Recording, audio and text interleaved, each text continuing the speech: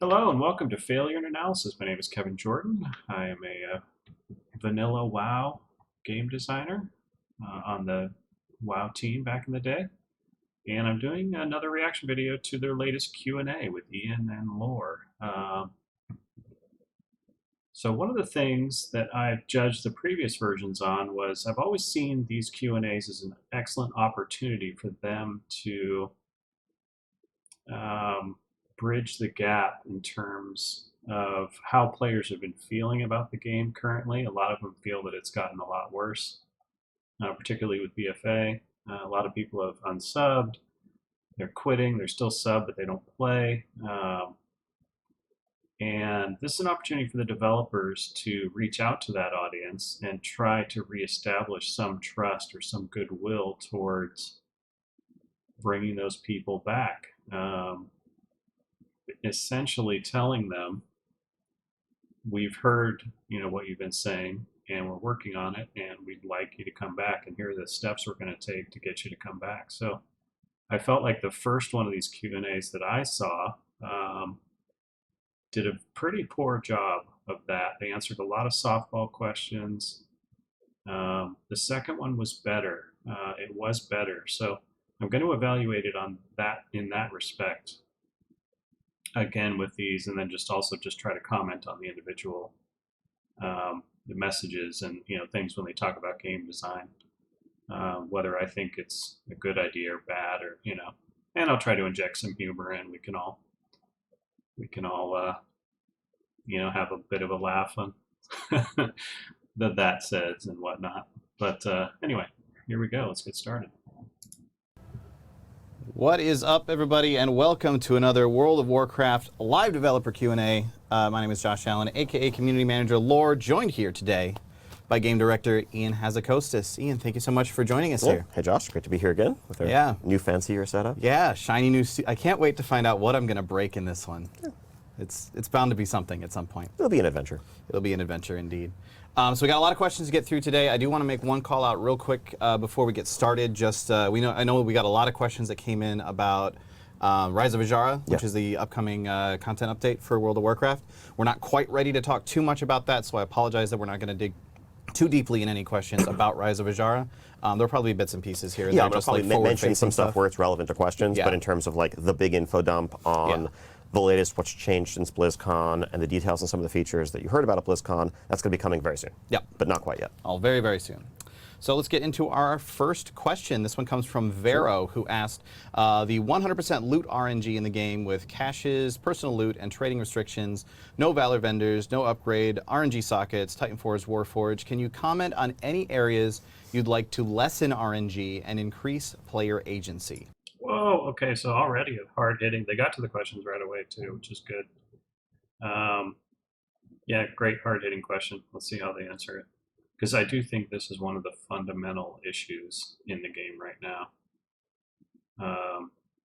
We'll see. We'll see how they answer it.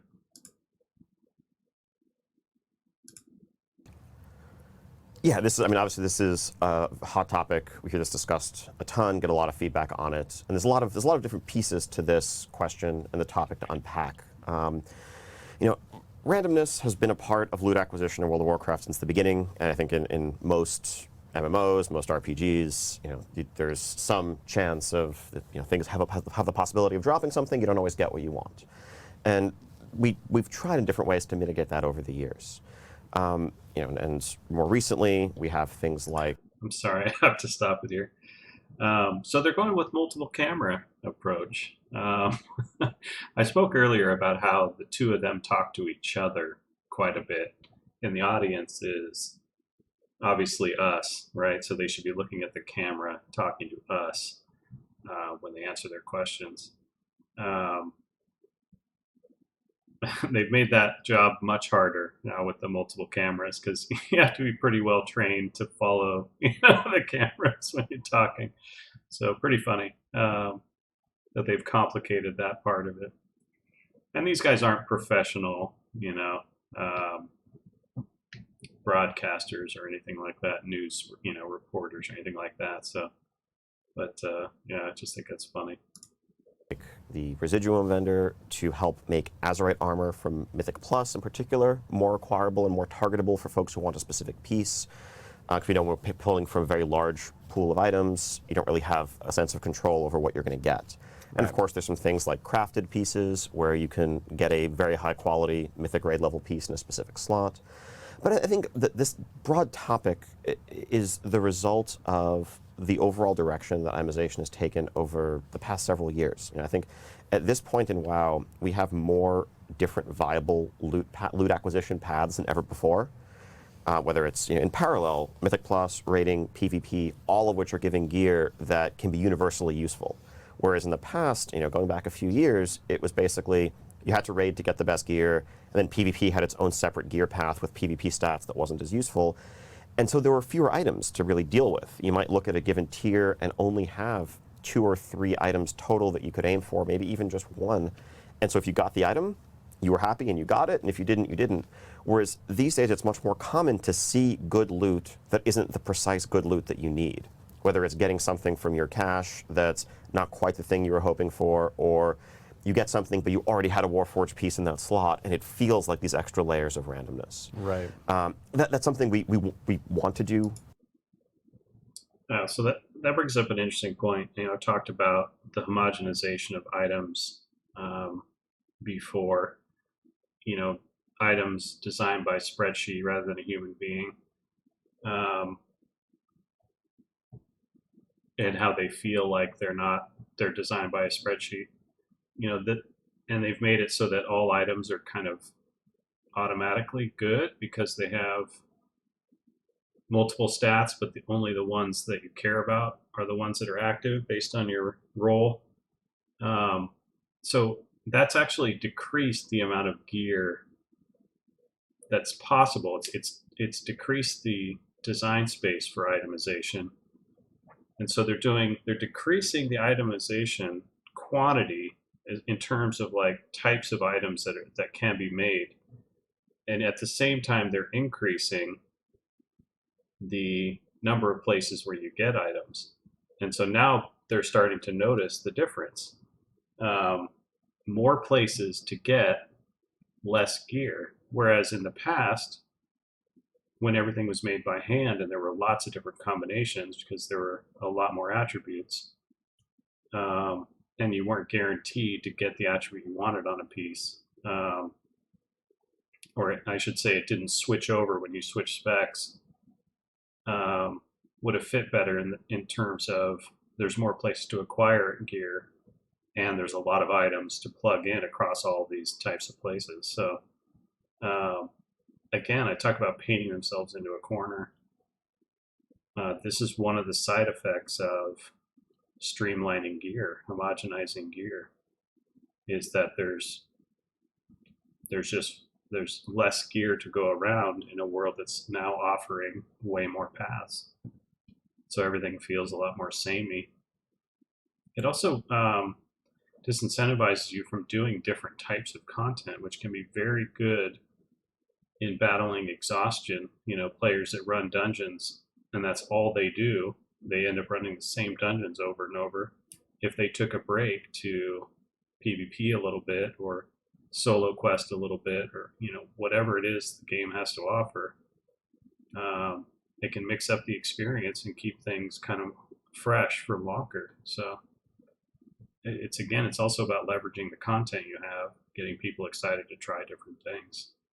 Not everyone enjoys that, and some would say they feel like they're being forced to PvP, etc. But those kind of things can be managed to an extent. More, to help mitigate. I think certainly the Mythic Plus weekly cache is an area where there's the potential for a lot of pretty bad feeling if you get bracers 3 weeks in a row from the cache, let's say, or really any slot. That would require some tech on our part that we're actually actively working on to have some history and some sense of control. It's different than the bad luck protection that we've done in the past. We want to have some memory of what you've gotten from these sources so that we can minimize the chance of the really negative feeling bad luck there. But overall though, there is still a very strong correlation between overall power level, the gear that you get, and the content that you're doing. If you look at the best geared guilds in the world and the groups in the world, they are pretty much one for one all folks who are in the Hall of Fame, have cutting edge, are 9 of 9, Mythic and Battle of Dazar lore, also doing some Mythic Plus to complement that. And when you look across an entire raid group that has been playing together for weeks, the average item levels are fairly consistent. And so there's a lot more gear than ever before. It feels like there's more variation, but in terms of the power level that you have and your ability to actually do the content you want to do, we don't think that this is getting in the way of that. Now, if it feels bad, it feels bad. And that's something that we're still constantly talking about. How can we reduce that feeling without also getting to a very formulaic world where the extreme version of everything's on a vendor, and a couple months down the line, you have everything that you want, have no goals, have nothing that you are excited to get, nothing that you're working towards anymore, which isn't a great place to be either. Because having rewards, having the hope of something that's going to be an upgrade when you kill a boss or when you open your weekly chest. A little bit of straw man going on here, right? Yeah, it's not a great system we have right now, but we don't want to go the other way and have this even worse system that everybody hates. So we're doing good. Yeah, we're doing good. Yeah, not really. Talk about some approaches that you're considering that have merit. Like that's one that doesn't have merit. Everything on badges or on vendors. With badges, and you have everything 2 months in. Some people would actually prefer that, actually, but yeah, talk about some approaches you're considering that have merit. Like get people excited. Um, Flex some of your game design muscles, by saying, these are some of the things we're looking at. This is how creative the team has been in terms of brainstorming, wild ideas to address this problem. I'm going to wait until he finishes the question to talk about RNG, but I'm hoping he'll address or at least speak to the RNG element some more. There's value to that. Okay. Yeah, I mean, I can certainly understand. Like, you're talking a lot about like more availability of that. That does help counterbalance that RNG a little bit. So I can see the direction that we're heading there at the very least. Yeah. Cool. Let's move on. Next question comes. All right. So yeah, he opened with RNG and loot have been tied hand in hand in MMOs since the dawn of time. Not just MMOs, but tons of games, right? Diablo, action RPGs, all kinds of games. But the thing about it is, like, we've also tried lots of different things, and we've created a body of work that basically tells us what kind of RNGs people find acceptable and what kinds of RNGs people don't find acceptable. And I think right now in BFA, we've got one that people don't feel is acceptable because there's too wide a range in power level from each item dropping in each instance that can overlap with other content that's more or less difficult. And that makes it feel like a slot machine. It makes it feel like a gambling deal. And it also makes it feel like you don't have to do the best things. You just have to get lucky to get the best gear. And those are terrible feelings in terms of RNG and loot. So stop doing that. People don't like it. And you can, like, it's like Vegas, trying to convince you, well, how, by that you're going to make money by going there because people have been winners, like, oh, we've had 40 super jackpot winners in the last year. And it's like, so you're going to be that. It's like, no, that's just a trap, like that. Nobody actually thinks, or some people get suckered by that. But if you actually do the math, you realize you're just going to end up spending money in Vegas. That's the way it works. That's the way they make money, right? So it's such a weird approach, to take with people. It's like, no, we've done the math. The average is still like there, like it's still in a good place in terms of power level given out for, difficulty of content, done. But it's like people are really upset about that. So it doesn't matter. Again, math versus perception. Like, RNG is a really tricky thing. You got to manage it. You got to make sure that the way you're presenting it is an acceptable method and we've mapped a lot of that space. So yeah, like revisit the different types and figure out what's an acceptable way and start going back to those models. Comes from Bearfat, who says Bear many fat? players feel that gear resets are too frequent and too steep. Will anything be done to address this issue? Wow, I cannot speak today. That's what we're breaking in the new setup, is that I'm no longer capable of speaking. Many players feel that gear resets are too frequent and too steep. Will anything be done to address this issue going forward? Another great, hard-hitting question. People are really upset about, new content and validating old gear. Let's see how they handle it. So talking about the idea of new raid tier comes out, and now I have to go and collect a whole bunch of new gear, or a new Mythic Plus season starts. Any of the above, where now all the gear that I had previously, players feeling like that is now no longer useful gear anymore because it's all being replaced very quickly. I think this is, we've talked about this in these Q&As a couple of times in the past. It's a double-edged sword, right? These so-called gear resets, with every new tier, every new season, every 5 or 6 months within a patch, there's definitely this sense that it wipes away some of your accomplishment, and that your hard-won loot from the last tier feels less special as a result.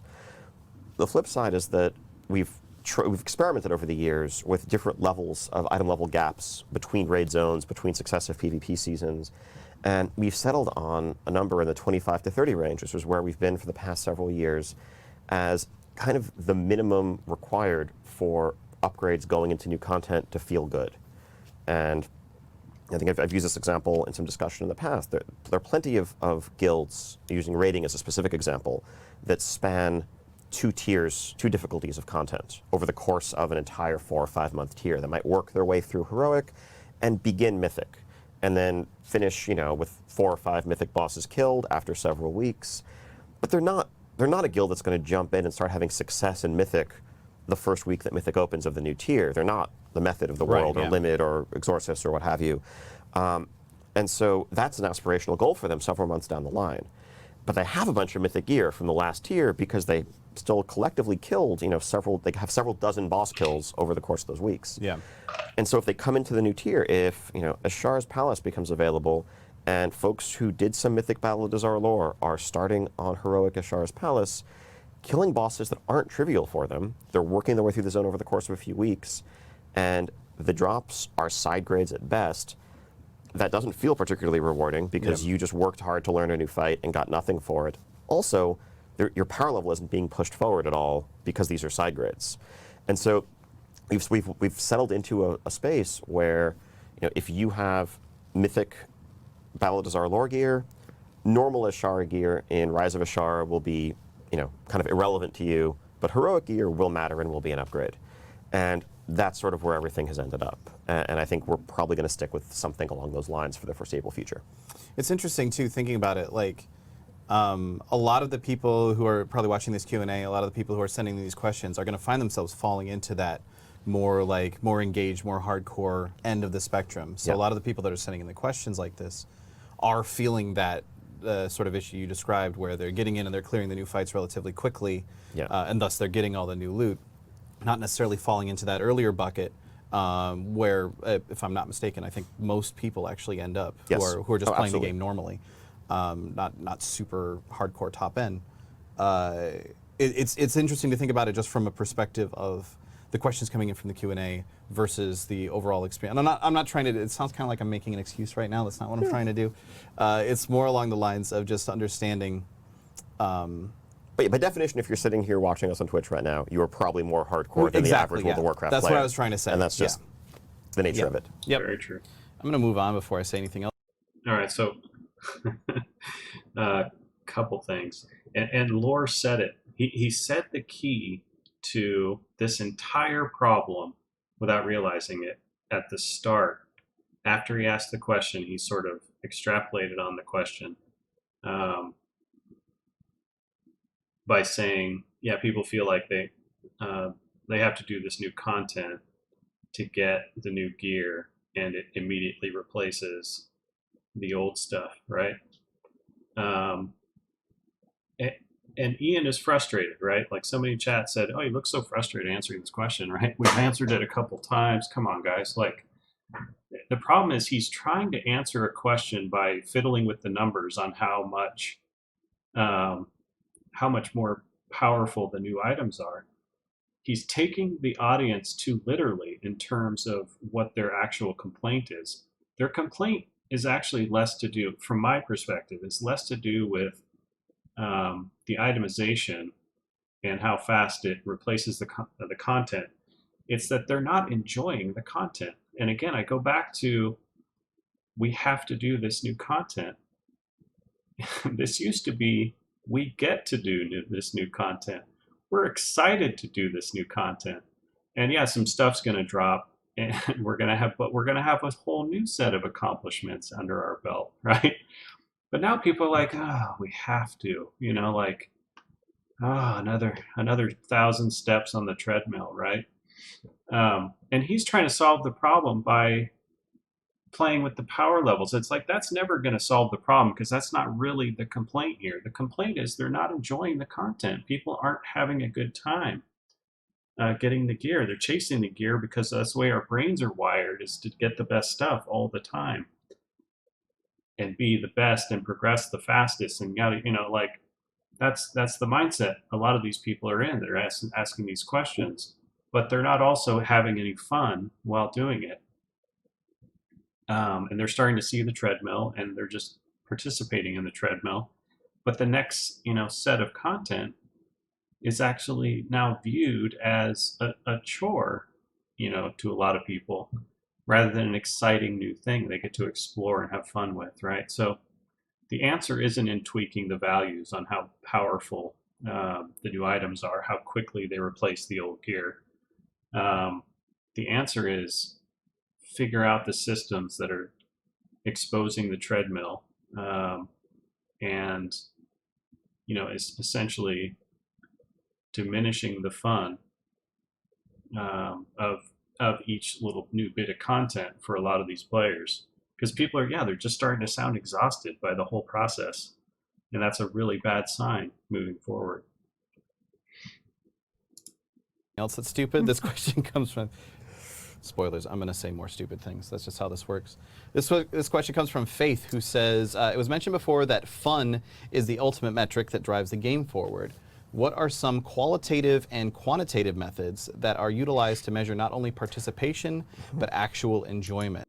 All right, I'm probably going to have the most fun with the answer to this one, because it's so funny when I say, like I can see the devs, watching this potentially, and I say they're not enjoying the content. They should, work to make sure that people are having fun, essentially. And I avoided specifically saying that because it's such a nebulous thing, right? It's like, oh, great, Kevin Jordan says, just make the game more fun. What the hell does that mean, right? Like, that's just such an easy way of copping out by saying, yeah, your game sucks. Why don't you focus on fun, without any specifics, right? So yeah, it's like, and now we're going to get this question on like, what do you think is fun? Define fun for us, right? Like, so yeah, it's going to be an interesting answer, regardless. Maybe it'll blow my mind. I don't know, but yeah, pretty open-ended question, but also kind of a hard-hitting one. It's just like this guy is basically saying, this guy, girl, whatever, is basically saying, hey, I'm not having fun in your game. What do you got for me?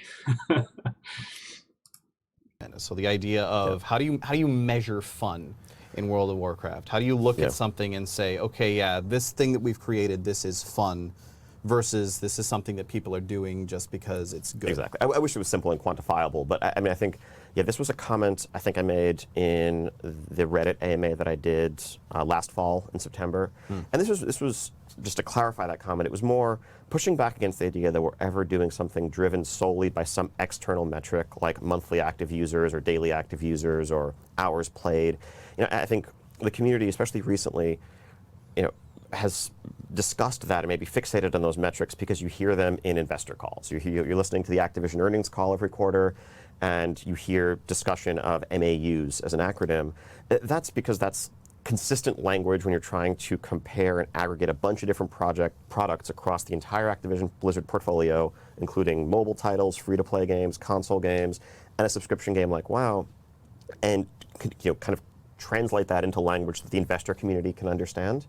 But that's how things are thought of at a investor analyst Wall Street level. That's not what's motivating us as we're making the game. I think if the number of times I've heard the phrase monthly active user or daily active user among the WoW development team, like I can count on my hand basically, and most of them were just in the last 2 minutes.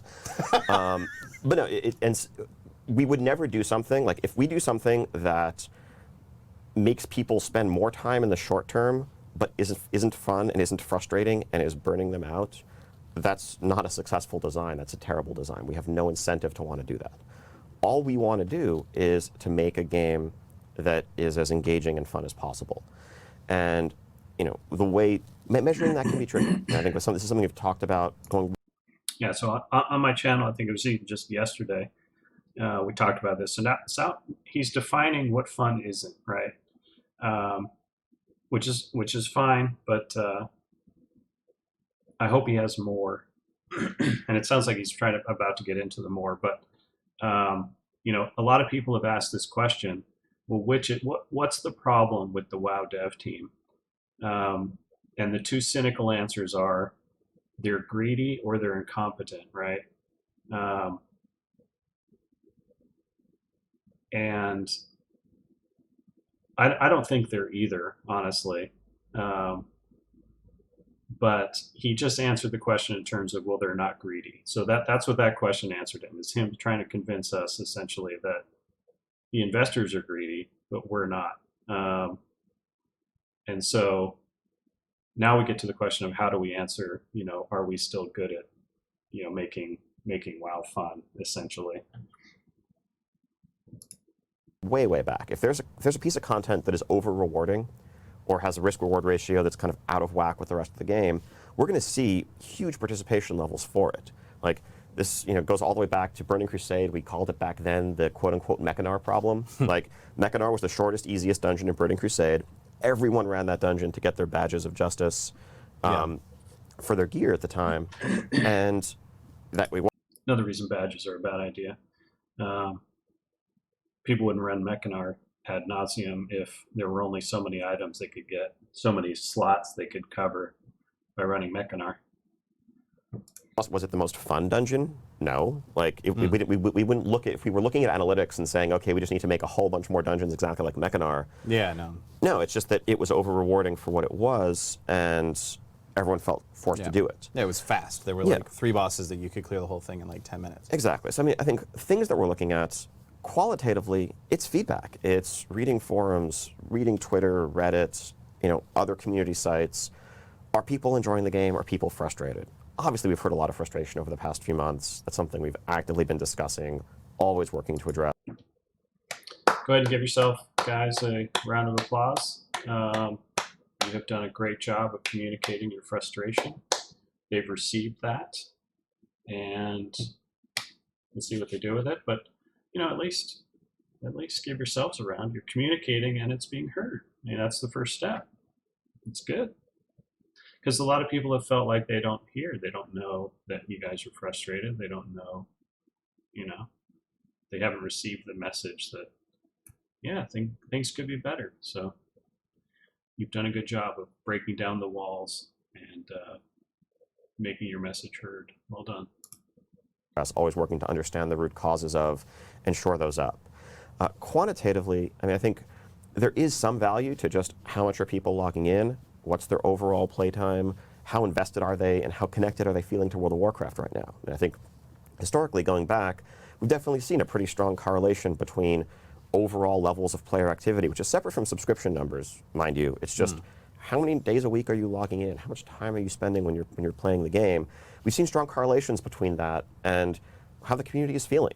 I think comparing, let's say, the middle of Warlords to the middle of Legion, overall engagement levels in the middle of Warlords were much lower because there was less to do. People were feeling less excited about the game, felt less like there were fewer reasons to log in every night. And we did a lot in Legion with steady content updates and deeper systems to try to address that. And so that's something we can infer. Also, we're looking at how are people engaging in particular types of activity, if they're doing them multiple times beyond the level required just to earn some baseline reward, that's an indication that it's probably something they're doing because it's just fun, right? Right. If you are, if you're into PvP and you've already filled your conquest bar for the week, or you've hit your targets there, but you're just queuing, not even necessarily pushing rating, but just because it's fun, we can infer that from that. And so it's, Like there's lots of people Yeah. who will go and do like lower level keystones, not necessarily because they need the gear from them. They're all kitted out in like heroic, mythic raid gear and so on, but they'll still grind out a couple 3s and 4s from time to time just Exactly. because maybe they're helping some friends out and they just find it enjoyable enough that they still find it worthwhile to bring somebody else through a lower level keystone. Exactly. Yeah, I mean, I think, and the whole Mythic Plus system is an area where we see. Okay, this looks like it's about to end, so I'll get in here. Maybe he'll blow my mind by transitioning into answering the question. Fun, as determined by analytics. This is how they've answered the question. We use analytics to determine if something is fun. We make something up, we don't know if it's any good, and we put it in the game, and then our analytics tell us if people are engaged and having fun, because time spent doing a thing equates to fun and had. It's like, my God. Dear God. So I want to mention the egg timer problem. This is something I realized way back playing Ultima Online. They introduced a system on a new server. It was called Siege Perilous, where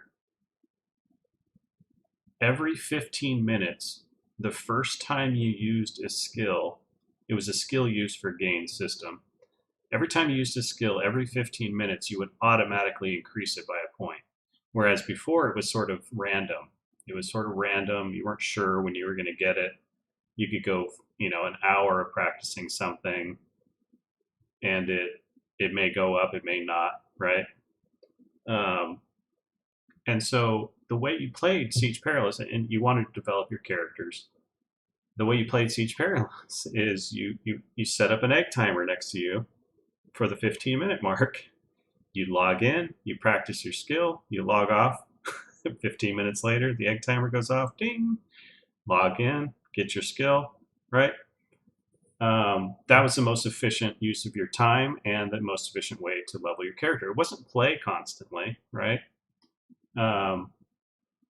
And so the system they designed promoted that kind of behavior, right? Because we're all min-maxers, or a lot of us are. And so, and then it occurred to me as a designer, and this is before I was a designer professionally, but it occurred to me that that's the beginning of the end. Once your behavior is dictated by this egg timer mentality, which is what you see a lot of times with weekly, weekly rewards, log in, get your chest, right? Or even dailies, log in, do your dailies, then you log out to the next day. All of those kinds of things. Once you find your cycle, your play cycle built around these refreshable, egg timered reward structures, that is the beginning of the end for your enjoyment of any experience. Because you're not playing it anymore. You're maximizing reward for time. That's all you're doing. And so those are the analytics I want to see that they look at. Because he mentioned it, like how long people are spent logging in. How many people do you know, just anecdotally, that log in to get their chest or to knock out a specific thing that they can only do once in a while and then log off and you don't see them for the rest of the week? It seems like there's a lot of people in that group. And I don't have the analytics they do, but that is a surefire way of seeing that people are done playing the game for fun and they're just maximizing rewards. And in some cases, hoping that at some point the game is going to turn around and that investment will actually pay out. Because as things are going, that investment will never pay out because the game will not be fun at any point in the future. And so the collection of rewards in this environment is essentially pointless, right?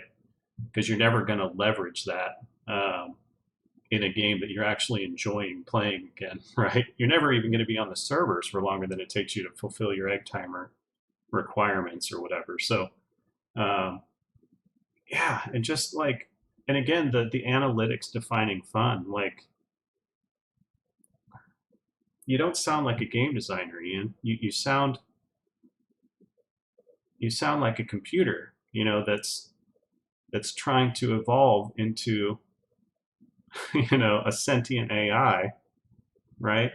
Who's trying to determine an emotional quality based on data, like, and get a game designer, right? Find a game designer.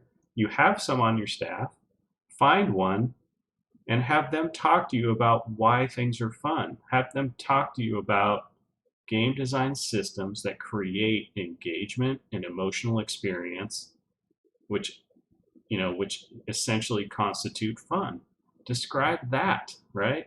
Describe how challenge is important for engagement because you have to be present. How failure is an important part of the process of learning and becoming a master of the thing that you're doing, which creates engagement, long-term reward. Um, Interactions with other people, the social aspect, create emotional bonds and emotional experiences that create sticky moments in games that require people be online a lot of times, in order to create more fun. Talk about things like that. Don't talk about how we've run the numbers and we see people are doing this, and therefore that's the funnest thing in the game. You just talked about how Mechanar is not the funnest dungeon. It's the best dungeon for getting rewards, right? So stop looking at analytics. They're never going to answer these questions. A ton of replayability beyond just setting your high watermark for the week and getting your chest. People are just going and running keys because dungeons are fun and playing with your friends is fun. And so, yes, a lot of different areas where we're trying to pinpoint this, but overall, our ultimate goal as a development team is to create the most fun experience possible and to create something that's going to make it feel like World of Warcraft is worth your subscription every month, that when a new patch comes out, when a new expansion comes out, it's something you want to come and check out because you're going to have a good time. And when we're falling short of that, that's a problem, and it's something we need to always work on fixing. And I think part of what you were talking about there and part of what I was... Yeah, so it's a problem we're falling short on. It just sounds like it's going to consistently fall short because they don't really understand the nature of game design engagement, emotional experience, like some of the core concepts of, fun in gameplay, which is frightening, like it's frightening. It's funny because I wanted people to ask these questions. I love these questions being asked, and the some of the answers I'm getting are starting to make me feel bad. They're like, like I'm slumping a little bit with each one because, so let's hope they can turn that around. Attempting to say in the previous question as well is just the notion of different types of people have different types of fun in the game. Oh, totally. And so when we're talking about like what are our daily active users and stuff like that, again, not that that's a common conversation that we have, especially when we're talking about the game design side of things, but I think, at least from the community's perspective, and I assume the dev team is very aware of this as well, is that there are a lot of players for whom the way that they enjoy World of Warcraft is they log in once a week, they maybe do a couple of emissary quests, they knock out their emissaries, they maybe run a Mythic Plus for their weekly cash, and that's what they do. And as long as they're having fun, that's still fine. It's not necessarily something where we're needing people to log in and say, oh, there's a bunch of world quests up, you better complete every single one of those every single day. Exactly. If someone wants to, then go for it. But if you don't want to, then the game should still be fun. Yeah, there are a ton of different play styles and goals. That's part of the challenge also, right? Obviously, different people are looking to approach the game and get different things out of it. For some, once again, thanks, Laura, for undoing, Yeah, we don't talk about daily active users ever when we're talking about game design. What's his first question? It involves daily active users. It's just like, thank you so much for undoing the messaging I was trying to get across. It's like, dude.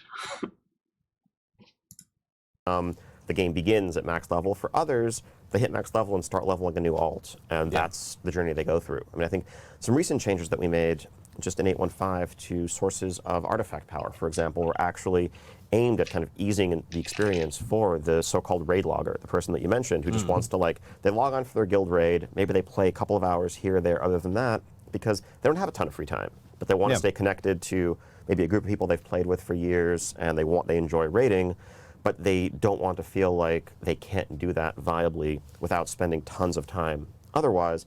And so we want to make sure the baseline artifact power acquisition, for example, from that playstyle is, at least closer to sufficient to support that playstyle. Awesome. Of course, if you're, trying to push cutting edge, you probably want to min-max and get everything you can, but that's a different set of goals and a different player. Yeah, and that's a set of goals where you're now sort of opting into this style of gameplay where you're trying to get every single possible edge that you can. Yeah. Which is why we see a lot of the okay, you need to be running Mythic Plus when you're not raiding 100% of the time. You know what I'd love here? I would love during one of these Q&As for Ian to share a personal story about an experience he had in WoW that wasn't related to progression or acquisition or achievement or anything like that, that just blew his mind, that was just like this cool social experience or this cool fun moment, and how it sort of just blew his mind, because I have so many, of these things, and I have a billion stories from Ultima Online that I tell over and over and over that helped, form me as a game designer, because it was like I want to create an environment where these things can happen to other people, because I had such an experience, doing this, having this happen, being in a place where this occurred. And so that was always my thing, is make a game that tells a great story that can be retold, not in terms of lore, but in terms of, a play experience that happened to somebody that you can share with a friend, and they can just be like, oh my God, that sounds amazing. What is this game called? Right? And the stories I hear out of WoW these days are just, they're all so right into, yeah, well, we're at this point in our progression, and I've got this item level, score now of this, and my achievement score of this, and it's like, those aren't stories. Those aren't stories at all. It's like, yeah, I put in 45 minutes on the treadmill the other day. I worked off this many calories, and I ran at this pace. It's like, that's not a story, dude. That's just something that you do, And it would go a long way too, I think, in making him feel more human, making him feel more connected with the average gamer, who's doing these things. I've noticed that he sounds most confident and most knowledgeable when he's talking about systems that are about acquisition and raid tiers and things like that. And that's his background as a gamer, right? And I've talked quite a bit about how gamers can make poor designers if they're too focused on one thing. So that's another reason I want him to talk about other types of experiences, and come across as genuine, and try to connect with the user base and things like that. So that's what I'd like to see. That's my wish list. So let's go ahead and move on. This question comes from Twisted Mind, who asked, PvP eye levels aren't keeping pace with the other two primary endgame content activities, Mythic Plus and raiding. What's the philosophy surrounding PvP eye levels, and what should be the rate you receive them? So yeah, this is going to be another one that Ian sounds confident and knows what he's talking about. I just don't care. This, I know this matters to a lot of people, but this is not the problem with the game. No, it's a minor problem, right? And so I don't care. Specifically in this question, I think asking in comparison to Mythic Plus raid. It also just seems like a softball. What's the philosophy? should, doing PvP be competitive gear wise as other activities? It's like, well, yeah. The philosophy is, yeah, they should probably be comparable. We shouldn't probably over reward one play style over another. Like, it's not that complicated an answer either. Other sort of PvE focused methods of gaining gear. How do PvP item levels fit into that? I think the intent is for it to be close to parallel, and in terms of how the loot tables are set up, that is what we believe to be the case. Now, if you're talking about the conquest system in particular and the weekly conquest rewards that you get for filling that bar, that's a little bit different because those are a participation reward. There's no increased difficulty requirement there. It doesn't matter what level of PvP you're doing or what rating you're playing at. As long as you're participating, you can work towards assembling a full set of gear there. But that's not going to be comparable to Mythic Raid gear or the gear that you'd get from doing a Mythic level 10 or higher dungeon. But if you are playing at an elite level, if you're playing over 2,000 rating and succeeding there, you'll be getting items that are comparable from your weekly chest to what's coming out of the Mythic Plus system. And all right, I take it back. I take it back. If all you do is AFK in a group PvP thing, then you shouldn't be giving gear. That's comparable to rating. I didn't realize the PvP had gotten that bad. I guess I should have, but I've heard these stories before, people AFK and stuff. But yeah. So the philosophy is, I guess it is a more complicated question because the question didn't allude to is, because because PvP isn't really skill based in terms of the reward structure. Where do you guys feel these participation rewards are should land in terms of other systems? But yeah, obviously the real answer there is we should fix PvP so that it's a skill based reward system like other systems in the game, like rating and Mythic Plus. Different types of skills, obviously, but still a skill-based system. And it should, dole out rewards based on real accomplishments. Tokens that let you upgrade some of your other pieces that you have gotten from the conquest schedule up to your desired item level. And the conquest system also offers a bit more control. Like we were talking about RNG earlier, there, especially in the most recent season, at each one of those steps, we've added more choices to each of those reward pools so that you can pick the exact piece of Azurite armor that you want, let's say, or the exact slot that you'd like to fill out of a handful of options. And then if you're playing at a high rating, you can get a token that will just let you upgrade that to be the item that you want it to be for endgame use. Okay. Let's go ahead and move on. This is actually a really good question here from AAAMSUW on Twitter. I'm assuming this is not meant to be pronounced. Amsu on Twitter, who said, "Are you guys going to address the issue where secondaries are more important than main stat?" So this is something that crops up and it's inconsistent from spec to spec. It's definitely a problem for itemization scheme when it feels like large item level upgrades aren't upgrades because your secondaries are very skewed in terms of their relative values, and the higher amount of primary on the item doesn't justify that increase. I know that there are some changes to how we've built items from, I think, Legion onwards that have also altered perceptions of how this plays out. So starting in Legion, we made it so that endgame items actually don't have a consistent ratio of primary to secondary in terms of how the item budget is spent. At the lower end of the max level item range, a larger percentage of the stats are going into secondaries, and that ratio shifts more and more in favor of primary as you get deeper and deeper into the endgame. The reason why we did this was to avoid the drastic swings and the kind of the bad feeling of having very low crit or haste levels when you first hit max level, and then by the end of an expansion you'd have crazy amounts like 60-70% crit where you were almost pushing other things off your combat tables, and then cratering all the way back down to 20 to start the next expansion. Instead, it's a much more compressed range, which we accomplish by starting you out with more secondaries and having the rate at which they grow be slower. Now, what that means is if you're looking at your stat weightings in SimCraft or elsewhere, it may look like 1 point of crit rating is more valuable to you than 1 point of strength. But when you look at an item upgrade, you're not getting an equal ratio of those things. You are getting more of the primary than the secondary.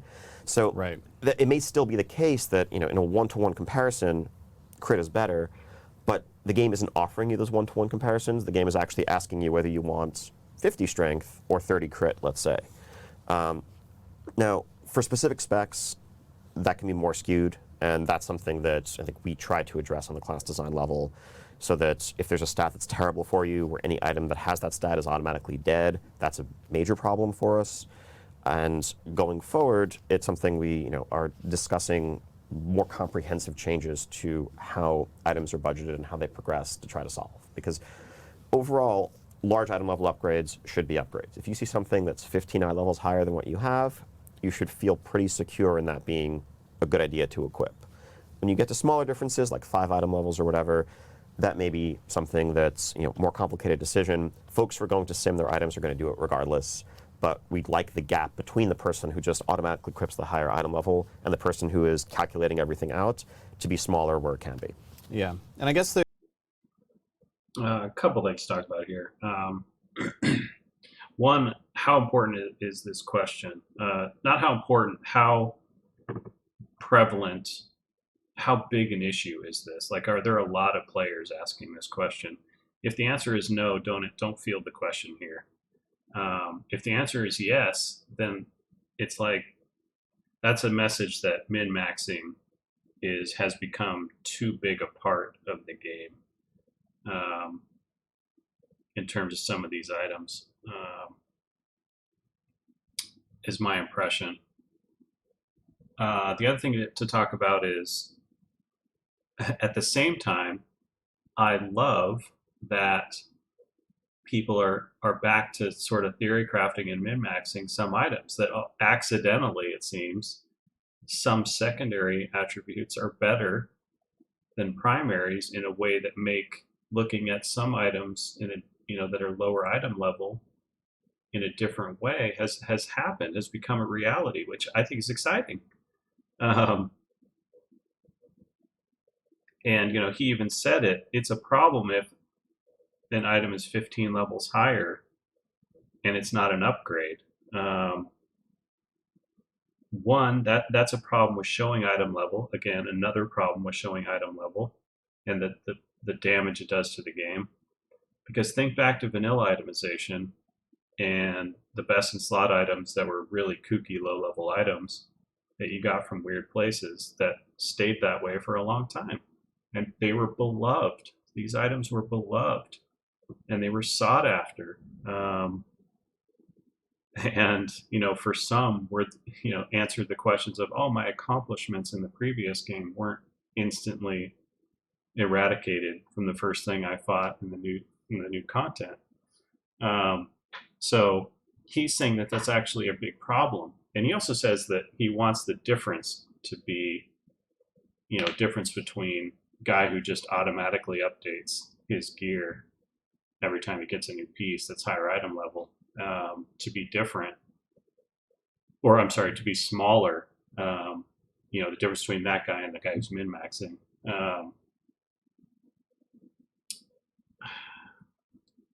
And I'm not so sure. Again, it's pushing everything to the middle design, like let that be a way in which players differentiate themselves. Let that be a way that players demonstrate some of their skills. Some are really good at PvP, some are really good at communication and organizing raids.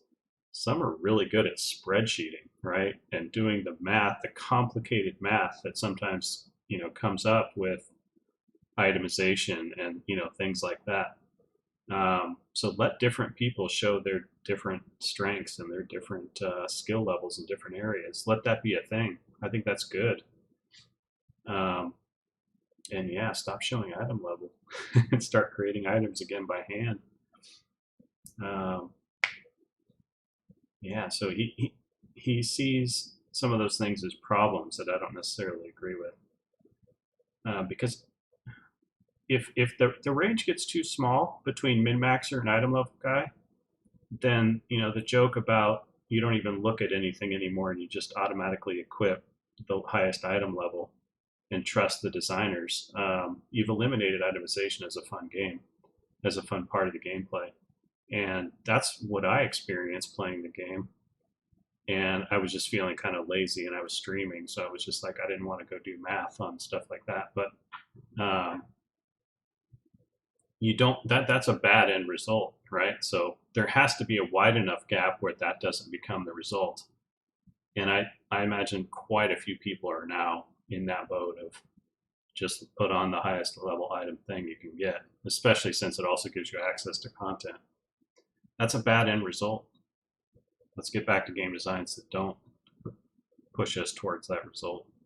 There's kind of multiple ways to take this sort of question too, because obviously, like you've been talking about the situation where like a higher item level piece has the right secondaries, so therefore it's better than my lower item level piece. That's something that we see concerns about from time to time, and like you say, probably are some specs where that is actually an issue that we need to address.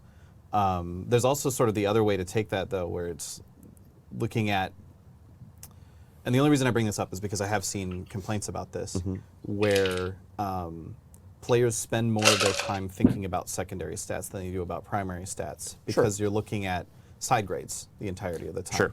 And the agility that's on there, or the strength, or the intellect that's sitting on it's just sort of there, and you kind of say, okay, well, this is item level. I guess a way of putting it is that the item level and the amount of primary stat are almost always treated with the same sort of weight, where you don't have much control over your primary, right? Your primary is going to go up as the item level goes up. And there's definitely a healthy balance there. I think thinking about secondaries and when it comes to side grades is better than the alternative. I think if we had our ideal for what a spec's weights for secondaries would be, it wouldn't be for all four of them to be perfectly equal. Because I think a world where you look at items and it's just like, whatever, they're all the same, I don't even think about this stuff, is a bit shallower than one where you understand, oh, okay, crit and mastery, those are my favorite stats. I'm excited when I see items that have both of those. Kind of meh when I see items without them. But as long as the gaps aren't too large, it's fine to have something be an upgrade, and you're hoping to replace it with your perfect piece within that same band later on in the tier. Yeah, and I guess like thinking back, there are lessons that have been learned by the design team over the years from the past, where it used to be that like if you were an enhancement shaman, you wanted gear with both strength and agility on it, for example. And that ended up being very weird, which is how we got to the point of just looking at second. Weird / fun? I don't know. Did they fix a problem that wasn't a problem? Areas. I don't know. I just thought it was an interesting thing to think about. But let's go ahead and move on. Next question comes from Diki, who asked, when and what will be done to address overwhelming negative feedback about removed portals in old expansions for no valid reason? Okay, so if you were worried you weren't going to get your central bingo square, fear not. Yeah, so I think we laid out the reasoning behind the decision on the forums. I don't want to fully rehash that because I think we can move on to other questions instead. So there were what we consider valid reasons. It's about the overall size of the world, the feeling of traveling throughout the world. It's consistent with what we'd done in past expansions. When Cataclysm came out, Northrend Dalaran lost many of its portals. When Wrath came out, Shantrath lost its portals. And also, it would be an odd place to end up to have players a few years down the line be told, come to the game and be told, actually, you should go do Legion content and get your dollar on Hearthstone there, and that's the best place to have as your home base, even when the game has moved on to entirely different locations. We've heard a bunch of feedback, of course, and I think since 8.15 came out, for the most part, players have realized that there are a bunch of ways of accessing convenient locations around the world that weren't necessarily the old portals that they were using, but are still relatively quick and seamless.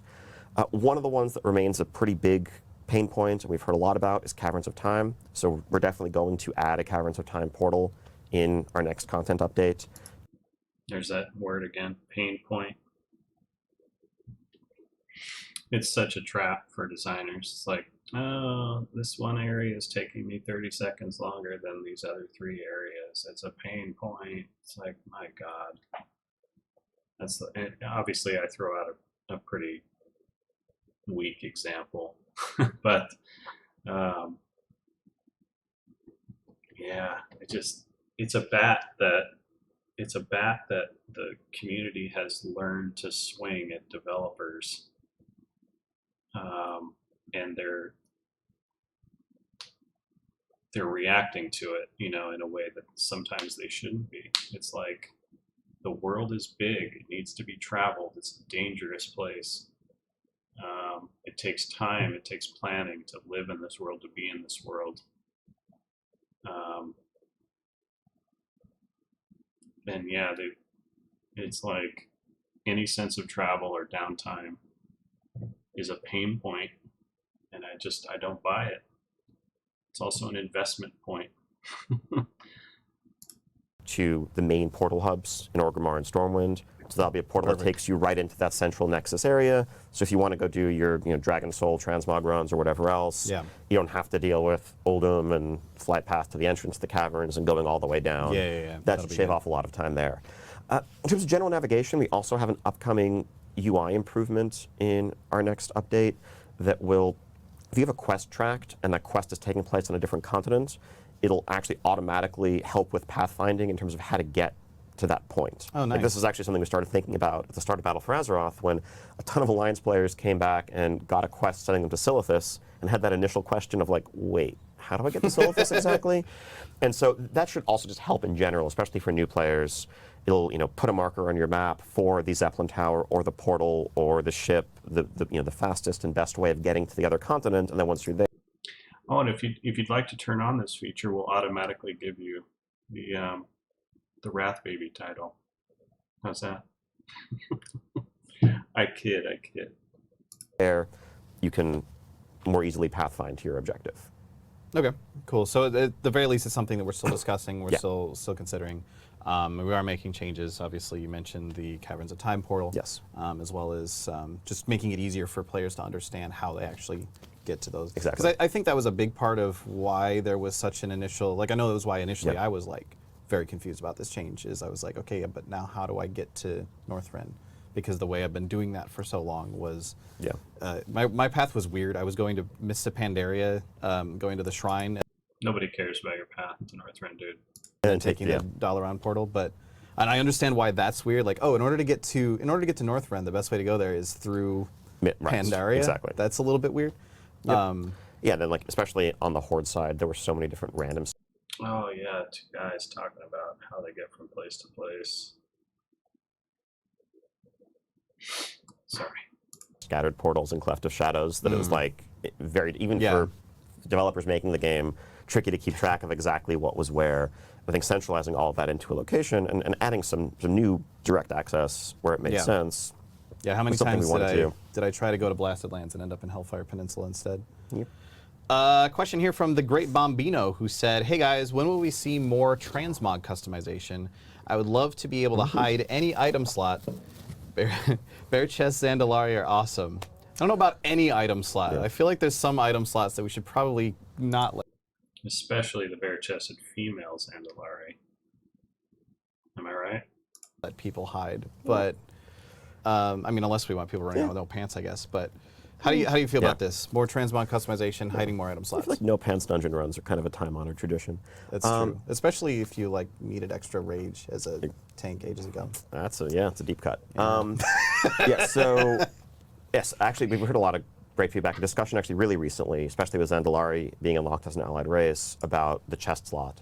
And so yes, we're gonna, in our next update, we're gonna add the ability to hide chest as a default transmog setting, so that if you're Light Forged, if you're Zandalari, you're Maghar, you can show off.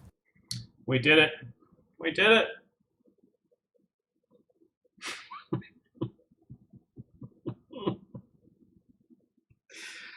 Victoire. Those cool tattoos, exactly right. If you have like a Maghar orc and you want to go for that like Grommash, axe-wielding berserker vibe with shoulders and a bare chest, you should be able to do that. And so we're going to make that possible. We're also looking at our transmog rules a bit more broadly. I think when we started out with this feature, I think 8 years ago now, we started out deliberately very, very conservative. There was a lot of concern around items that maybe seemed too silly, like Cookie's Tenderizer as a rolling pin, even though you could use it as a rogue if you got it from Dead Mines just fine, but didn't let you transmog to it. There's a lot of concern around silhouette and making sure that a plateware always looked like a plateware. I think over the years, we've loosened those restrictions progressively, and you can use your fish that you get from islands, and that's a sweet mace transmog if that's what you want to do. And we have things like We've noticed how popular Fortnite is and all the crazy stuff going on in there. So heritage armor that are applicable across all armor types. And by and large, we've seen that players use these to make awesome outfits that are a part of their self-expression. Yeah. And so that's something we'd also like to go do. That's a maybe a bit of a somewhat longer-term project than just the adding the chest, the hide chest transmog, but we want to go over the full range of transmog options and try to be a bit more consistent and loosen some of those old restrictions so that it doesn't feel as arbitrary. we've put top developers across the entire company on the transmog situation. They're no longer on mobile. They're now on the transmog situation. Top developers. What you can and can't transmog. Cool. Yeah, I always thought it was a little bit weird. Like, while I'm leveling, I can swing a rolling pin around, and it's okay when I'm level 12 or whatever. Yeah. But as soon as I hit level 20, it's no longer okay for me to have a rolling pin. So that's cool. And it's also you're not wrong. It's not okay. You keep swinging it all you want, man. You just won't have any power, right? No one's telling you it's not okay. It's also interesting to think about it from the perspective of that's something that's much easier to add over time than take away later. Like, if it had turned out to be a problem where we're like, okay, crap, there's just too many way too silly things in our game, and players are immediately using this to make themselves look absolutely ridiculous, and it's making the game look ridiculous and disruptive for other players who are trying to take it more seriously. Yeah. It would be very, very tough for us to say, all right, nobody can have fun anymore. And that's...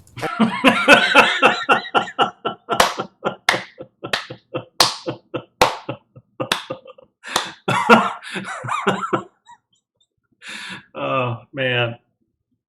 As far as sound bites go, that doesn't get any better. Oh, headlines now.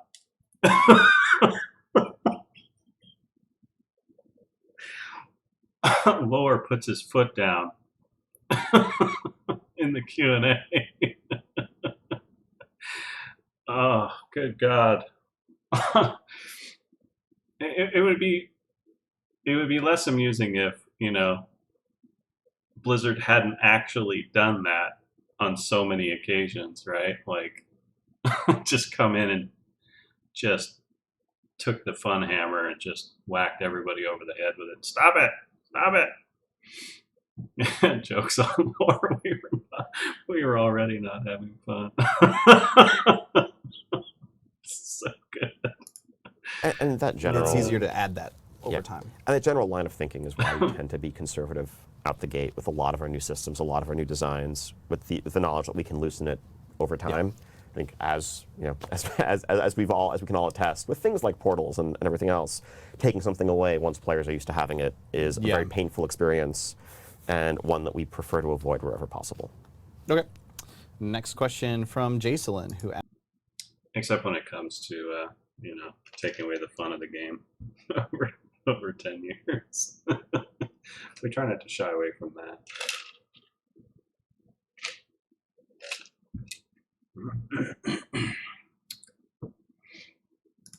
Asked, are we ever going to see increased character customization, like being able to make minor adjustments to height, eye color, etc.? We get a lot of questions about this a lot. I know a lot of games nowadays will let you go in and tweak like literally every single aspect, like what are the angle of your eyebrows and stuff like that.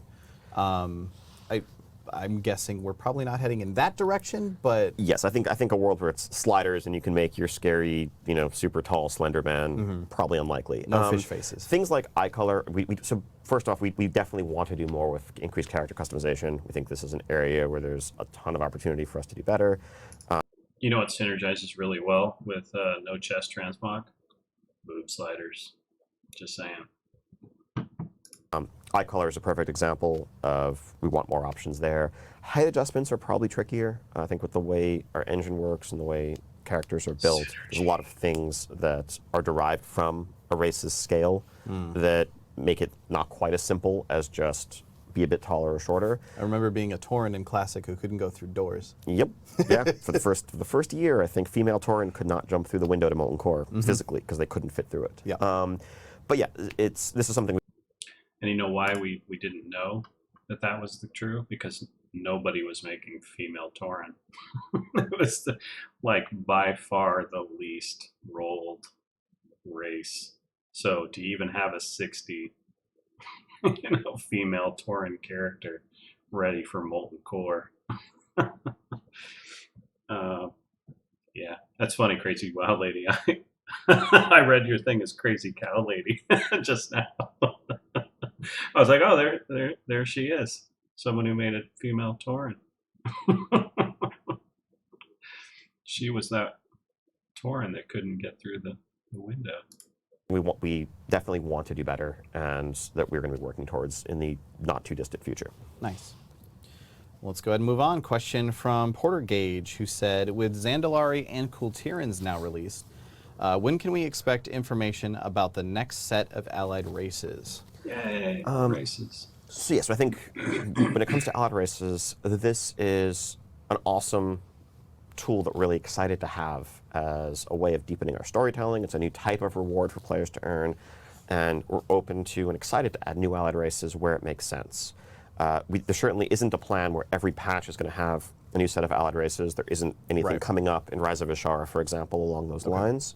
But as we get closer to any that do come, I think you'll be hearing about them the same way that you have in the past. They'll be, in patch announcements, in news at BlizzCon and elsewhere. But it's something that we are certainly listening to the community's excitement and discussion around certain topics, where it's like, what would they most like to play, and then reconciling that with where our content is going, where our story is going, and what's going to make the most sense. Yeah, it's interesting. We're now sort of in this portion of development where Battle for Azeroth has been out for long enough that we can be working on allied races that are tied into feedback we've gotten since the expansion released. Exactly. Whereas obviously up until now, it's been stuff that was already in flight. So feedback is super, super interesting on that regard. Another question on allied races from Nestar Bear, who said, I absolutely love the allied race unlock quest lines. Have you considered making them repeatable by alts that could be seen as chapters of the war campaign? I was actually interested to find this out after I went through the Dark Iron quest here very recently, and I was like, oh man, that was super cool. I want to go do that again, and I couldn't. So how do you feel about this? That's a cool suggestion. I think it's something I'll definitely discuss with the team, and we'll see what we can do. I think there's some technical challenges in terms of how they're implemented. We don't generally, like the way quest lines work, it's hard to make something repeatable if it wasn't designed to be that way. Right. But there's no question this would be a cool thing to do, and I'd personally love to see it happen, so we'll see what we can do. Okay. Fair enough. Next question comes from Elenthas, who said, leveling is faster but still dull due to slow drips of abilities over long periods of time. Yep. Are there any intentions to address not just the speed of leveling, but the quality of the time spent? I can kind of understand this question as well. Like, more so on the second part. Yeah. You get the big fanfare nowadays, and it used to be that there was at least something that you would then go and spend, like the old talent trees and so on. You would get something and you go and spend it every time you saw that big sploosh and you heard that same sort of, I don't even know how to, gong noise, I guess. I don't think it was a sploosh. Yeah. What? Was it a sploosh? Yeah. You hear that sploosh? It's just like, how far away could you be? know how to describe that. Probably noise. not a sploosh, but now that I'm thinking, it's a sploosh. Well done, Ian. Well done. Huge props for that. Well done, Ian. It's a sploosh. But nowadays you get the sploosh, and then I'm just gonna call it a sploosh now. From now on, all right. I'm being yelled at. If only that were on the bingo cards. Hey, Lore, shut up. Hey, Lore, you're talking too much. There's just someone in the room, and his job is to tell Lore to shut up. So yeah, leveling needs help. I think getting most levels in WoW doesn't feel great right now. There aren't 120 is a very, very large number. It's kind of a crazy number, and talk about pruning and everything else notwithstanding, there just aren't 120 discrete things to give a player, to give a character, Sure. and I think the game would be a mess if we tried to come up with 120 different things. And if you're getting 120 of something, it doesn't feel cool at that point. Exactly. It's like, okay, this thing is 0.3% better now, and I Yeah. guess if enough of those adds up, you feel it eventually. This is something we're talking about a lot. It's both for the alt experience, both for new players coming into the game, and we've floated the idea of a level squish a couple times in the past. It's something we're talking about very seriously at the moment internally, and trying to maybe get back to a world where we condense the current experience into simply fewer levels. Like, what if instead of going to 120, you went to 60 again, but every single one of those levels gave you something, always a new ability, a new talent row, a new rank of an ability that improved it in some way, access to a new system like mounts or the like. Again, it's just all in terms of progression. No thought to like the actual game experience so far. Let's see how the question pans out, but it's more about it's not it's more than just about the delivery of rewards every time you level up. That's part of it to make people feel like a sense of progression. Don't get me wrong, but yeah, the moment to moment experience is shallow because there's no challenge. It lacks integrity because there's no sense of world. There's no stickiness because there's no sense of socialization. Talk about those things. Stop talking about what I get when I level up as if that's the only metric these games are about. It's just such a cheap approach and a belittling approach to what MMO design is all about. And also probably speeding up the process as we did that, but getting back to a place where levels truly matter, because it's kind of an empty experience filling that bar, hitting the new level, and realizing like, okay, my crit and my haste just kind of went down a bit, and otherwise nothing changed. Why is that exciting? Yeah. That's not what levels should be in an RPG, and it's something we need to fix. Yeah, I mean, we saw a lot of that with the release of Battle for Azeroth, the people leveling up and being like, my character feels weaker now that I'm at max. So take this approach. Have there be no. You start at level 1 with a couple of abilities. And when you get to 60, you get all the rest of them. Everywhere in between, it's just one giant bar.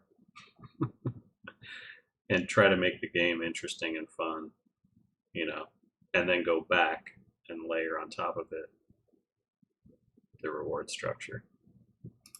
Max level. I know we made some changes to address that feedback, but it is sort of a what's going to happen in the next expansion when the same thing theoretically happens again. And how do we like, keep this from happening constantly? Exactly, and things like haste and crit, I mean, they need to go down because obviously if you're finishing the last expansion with 50% haste, we can't start you there in the new one. But if you're getting new abilities, if you're getting upgrades to existing abilities, if you're getting something along the line, again, as you level, that helps soften and offset that so that, again, filling that bar feels exciting.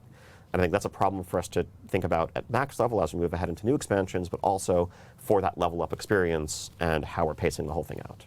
And so I'd love, actually, really curious to hear general thoughts there. Because I think one of our big concerns with that is, I mean, even if the time investment isn't changing meaningfully and the power level isn't changing, like if you log in and, okay, suddenly you're level 60 instead of 120, but you have the same health and the same item level and the same damage, and you're doing the same content that you did, does that still somehow feel really jarring? Does it feel like we've taken something precious away from you if that number next to your character name has changed? Like, that's one of our biggest reservations around this system. Even if we can make the experience of each level feel better along the way, are we still losing something that, almost priceless just by lowering that number? And we've heard a lot of different feedback internally about that, and I'd love to hear a wide range of opinions from the community as a whole. Yeah, sort of how do we deal with the notion of you were level 120 yesterday, now you're level 50? That sort of or thing. 60 or whatever. Or 60, yeah, whatever it would end up. We'd love to hear your comments so that we can delete them. Yeah, Loza, looking at the screen, the like to dislike ratio, just to comment on that, it's a mistake. The approaches that they've taken to delete comments, to restart in an attempt to, sway this in their favor, those are all mistakes. They're all really exposable ways of showing that you're trying to game it, and it's embarrassing. So you've added embarrassment to negative feedback, right? How you respond to negative feedback is also a big point at which you're judged, and they've responded badly, and it's heaped embarrassment on top of it. So how would I have responded? Like if I were on the dev team, even if I weren't in charge of the decision making, I would be embarrassed that the company I worked for took that approach. I would be embarrassed. And if they didn't take this approach, as to say they just let it fly, which is what I think they should do, I would be more determined than ever to push these into here. Like I would double down my efforts to make a difference, to get more people doing this. I would try to talk not only from the game design aspect, but I would get up and go talk to the community guys. I would try to formulate a strategy for getting them to help move these from here to there, improving communications, the types of things they say, how, what they're answering, in terms of the questions, like, yeah, I would be dead set on trying to fix this, right? Like that would be my approach. And that's probably how a lot of people feel, um, on the dev team is they want to fix this. And at some point it's not happening. Like this seems actually closer. It might be because it's been manipulated, but this seems closer than some of the others. I can't say for sure. I haven't looked at them, but yeah. So maybe they are, getting a little bit better. I did think the second Q&A that I watched was a lot better than the first. So this one has been better in terms of the questions asked that they've fielded, but a lot of the answers have been kind of scary. So it's been both better and worse. But yeah, I think they're on the path. At least they're fielding the questions that matter. Not all of them, of course, but a few of them that were hard hitting, important questions to answer. And that's going to start the discussion now. It's like, well, okay, you spoke in terms of answering this question, but here are the answers, and this is how your answers made me feel, and these are the follow-up questions I have to how I'm feeling, and those, like that'll get the discussion going specifically about some of these hard-hitting things, and hopefully get the messaging across, again, louder and more specifically of these are the real problems. It's not about, overriding our previous accomplishments too quickly with the new content. It's that we're not excited about the new content because there are systems in place that are just killing the enjoyment of some of this stuff. So again, like refocus and get really specific about what we're talking about when it comes to fixing WoW. End up being interesting. That's to be clear, that's conceptual thinking about, not like announcement plan. Yeah, this is not a thing. This is not a thing we're pulling the trigger on in Rise of Ashara or something. That would be a bit soon. I just want to be, but it's something we're actively discussing as a team because we completely agree with the premise of the question that was just asked. Yeah, and so that's one of the potential ways to deal with that. Cool. Here's actually an interesting question. I guess it's semi-related. Comes from Vidget Gaming, who said, "Are there any older design philosophies you're shout out? Well done, Vidget. Rediscovering as you develop Classic that you're considering returning to in the modern version of the game? Things that make the game feel more like a living world than an RPG, perhaps?" Oh, God bless this question. Whoa, this question is good. Oh, it's super open-ended, unfortunately, which I don't know any other way to do it. And so I can only imagine how they're going to answer it. They're going to answer it however they want to, obviously. But I love the fact that they were forced to think about this question, even for half a second before they go on to whatever they're going to say. What? There are older design philosophies? that are specific to Classic that are different than nowadays. You know, like of course they know that, but they have to think about it just a little bit more. You know, and again that end point of make the game feel more like a living world than an RPG. Um, Again, they just have to think about that just a little bit. You know, what specifically is he talking about here? You know, like what is it about those old design philosophies that he feels make the game feel more like a living world than an RPG? You know, because yeah, from his earlier comment about itemization and RPGs, it's like, is that really the extent of what an RPG is to Ian? Is what you get when you level up? You know, how good you feel from your power level increase from leveling up? Because that's not what an RPG is to me. That's one thing. That's one aspect of it. But again, I'm looking for that experience. I'm looking for that gameplay, that fun, that thing I can tell my buddies about. You know. Um, so yeah, great question, man. Amazing. Perhaps. So you were just talking about the Let's notion listen of in. an RPG should feel like you level Yeah. up, you get something. Yeah. So that's possibly one example Yeah. right there. Is there anything else that we're looking at? Oh, and then lore. Just lore then refocuses your question immediately into, yeah, let's make sure that those levels feel really powerful and compelling. As we start diving back into Classic and developing things there. Increased travel time and removing portals, mainly. But in all seriousness, I think community. I think one of the things that we ask ourselves. There's your super awkward moment. Yeah, two cameras, not always a good thing. A lot is, you know, people's stories with World of Warcraft over the years, especially for those folks who've played a long time, people who played back in Classic or in the early days, those stories inevitably involve other people. Not inevitably, but usually, right? Whether it's friends that you played with, whether it was, you know, classmates or people that you met in the game. The guild that you met, when we see people coming together at BlizzCon every year, flying from across the country or across the world to, you know, meet each other and put names and faces to voices that you've heard on Discord or elsewhere.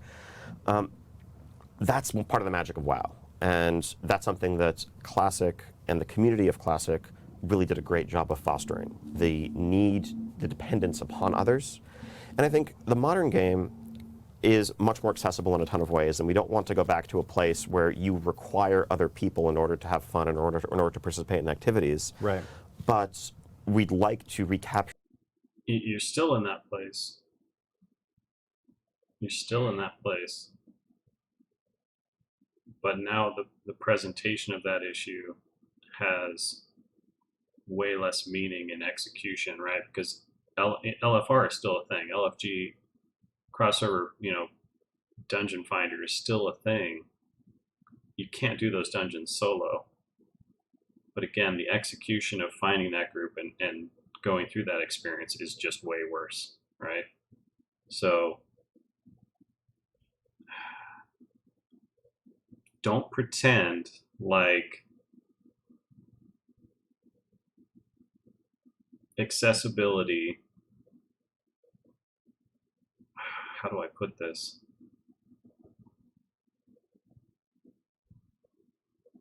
Don't pretend that, well, we did it all for the accessibility to answer, to, you know, for you guys, and we didn't care that the experience was now terrible, and we don't want to go back to a good experience, right? Like, I'm not phrasing this particularly well, but yeah, this don't pretend like you can do everything solo and that's a good thing for the game, I guess is where I'm going with that. I don't know. I'm fumbling with what I'm trying to say here, but this kind of irritates me. More of the ability to have the game be a place where you can meet new people, where you can make new friendships, forge new bonds, because that's part of what I think sets World of Warcraft apart from all the other games that are out there. Yeah, this is really great for to hear. Like honestly, this is like the fact that he acknowledges that new people coming into the game need avenues and again accessibility to social experiences and social groups in order to create the bonds that so many of us created when we were originally playing the game that are so difficult to do now is really important. And it's something that, as we're delving into the social systems and the other pieces of Classic, I think we're definitely being actively reminded of and thinking about how we can apply that to the modern game. Especially. Now we're talking, right, boys? Now we're talking. Classic is serving already, as I've said, as a reminder, as a strong message to the modern WoW team of the old school philosophies that worked. And hopefully, like he just said, they're thinking about ways to push that into modern WoW's future in such a way that we get some of the outcomes of those philosophies back. With Classic as sort of a separate thing, it now becomes an option. Like you're opting into that experience of being required to stand around and find 4 other people if you want to go run a dungeon or something, rather than being able to just queue for it. Having the live game still there with those queue options is great for everybody that wants that, but for the subset of people that are really looking for that, Classic I think is going to be great for that. But then the question is, how can we translate some of those ideals into a way in a way that's compatible with the rest of modern World of Warcraft and kind of preserve the strengths of both? Yeah, it's an interesting problem. Well, problem/concept. Yep. Here's another Classic-related question. Comes from Ulrich, who asked, will there be dedicated servers for role-playing on Classic? I don't remember, actually, because I don't remember the rate at which these things happened. I remember that RP PvP wasn't added until quite some time after Classic launch. Yeah, I think, so our current plan is to have RP realms, certainly in the larger regions, where we have a range of realm types. I don't think we're currently planning on any RP PvP realms in particular, because that's maybe a bit too small of a niche. But we'll see how Classic unfolds once it's out there, and certainly if there's a large population and demand for that server, that type of server that could support it, we'd be open to adding it. But I think at the start we'll have RP as an available server type. Okay, cool. So that would make normal PvP and roleplay. Yes. Okay, cool. Yeah, do you guys think that's the right approach, or to put up one server for RP PvP at the start? And if it does great, it does great. They might put even up a second if the demand for that one is too high, or kill it and move those people in to other servers. I think one is probably the right answer, because here's the problem I see if you don't put up one. They're going to join. Those people are going to join other servers waiting around, and in reality, they will probably organize and try to go on one of the other servers.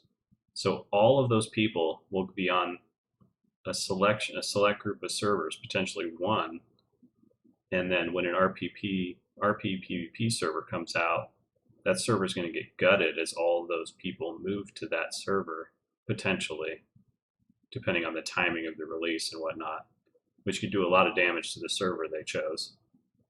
Because people get pretty organized nowadays, so that would be my worry about not putting one up at the beginning. Next question from Scar Totem, who asked, is the communities feature worth putting dev resources into moving forward? It seems to have caused more issues than it's solved, and there have not been many changes to the tools we can use to manage them. We've only lost guild management tools. So a lot of, we've seen a lot of feedback along these lines, and I know that we've made some improvements there already, but overall the sort of sense of when communities was rolled out into World of Warcraft and the guild system was moved onto the community system, There's a lot of friction there. So how are Yes. we feeling about that at this point? So I think communities as a whole, I think we very much feel is worth continuing to invest resources into. We've seen a ton of communities popping up for cross-server gameplay and activities. There are everything from YOLO BGs to keystone pushing groups to cross-server raid groups that can easily recruit and communicate and maintain a calendar, maintain a schedule, and in a way that's compatible with the way guilds work, Yeah. right? So we have a lot of cross-server activities. We want cross-server social groups. We want the ability to be in multiples of them. Now, yes, from a technical perspective, I think we shifted the infrastructure for how these groups were built from something that was native to World of Warcraft to something that is consistent and tied into our Battle.net platform more broadly and cross-game communication there. And we lost some things in that transition. And some of those were granular permissions. And we've worked based on some feedback so far. Early on, I think we re-added the ability to have guild ranks that couldn't speak in guild chat, for example. If you wanted the ability to mute that really annoying guy in your guild who wouldn't shut up without actually kicking them from the guild, you could have a rank that was muted. Officer permissions are still kind of more tangled together than we would like. I think we are getting support back from Battle.net and want to be able to add that granularity back going forward. Something we're actively working on. I think, at this point, we hear a lot of general feedback about fix guild permissions, but not as much specific, like this is the exact thing that I would like to be able to do with my guild that I can no longer do. And that type of very specific feedback is what would be most helpful. Yeah. And yes, I know that those posts have been out there, and Yeah, so yeah. it's not, I don't We've mean been to say no compiling one has that, done this, but for you specifically, if you are voicing the concern that guild management tools are lacking, it'd be super helpful to understand, just so we can understand the relative weighting and popularity and demand for each of these features, what it is that you miss most, so that we can prioritize that accordingly. Yeah.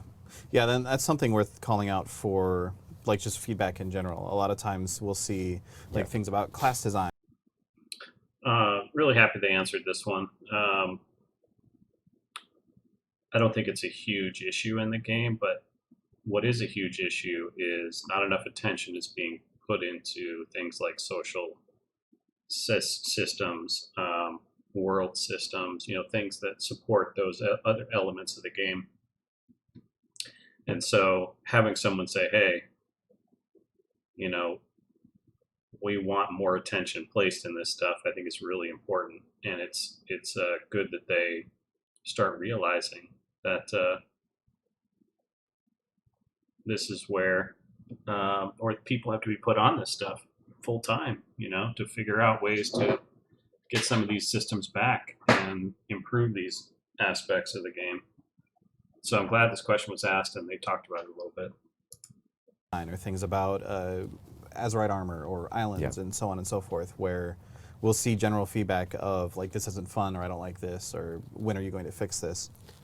And while we can then go and find those other posts that do say in more detail, like, here are the issues, we're then kind of attributing your opinion to what someone else's opinion is, and maybe your thoughts on that are actually different, or maybe your way of expressing the issue is something that makes a little bit more sense to us, and we can then understand a little bit better. Exactly. So just in general for feedback, it's always, whenever you can at the very least, it's always best to include as much of that context as possible. Or to tell us to fix PvP. Or just tell us to fix PvP. We'll get right on that. Yeah, we've got a wrench, and we're working on it right now. Question from IV Radar, who says, players that focus on one faction often do not experience the entirety of the in-game narrative.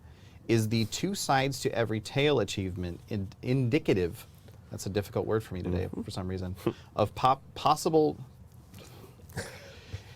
is the two sides to every tale achievement indicative of possible future incentives to play both factions? I just want to note, IV Radar is clearly much more word-gooding than I am. I am bad wording. It's a high bar. Sorry, John.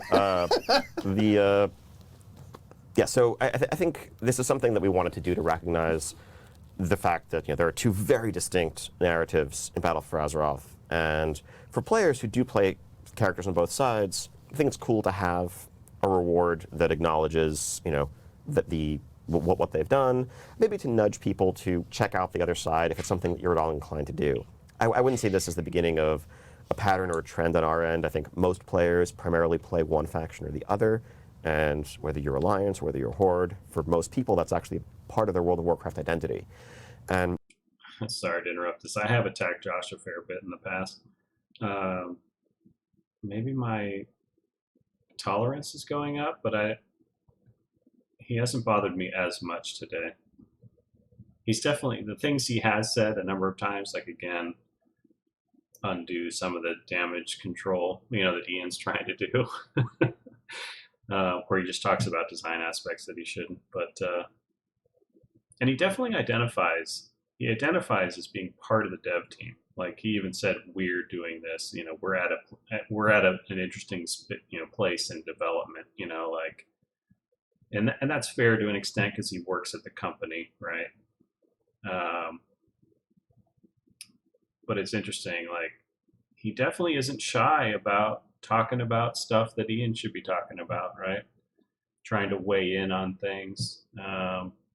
So yeah, but yeah, in general, he hasn't bothered me as much today. Um, and the alternative, like let's say he was gone and someone else stepped in, the alternative could be worse, right? Like, yeah, it can always be worse. So maybe he literally is the best they have at the moment. I don't know. so it's not something we really necessarily want to push on. But for folks who do like playing both sides, we have something here and there over the years. For all the SJW criticism that Blizzard gets, I'm actually a little surprised it's a dude. Like,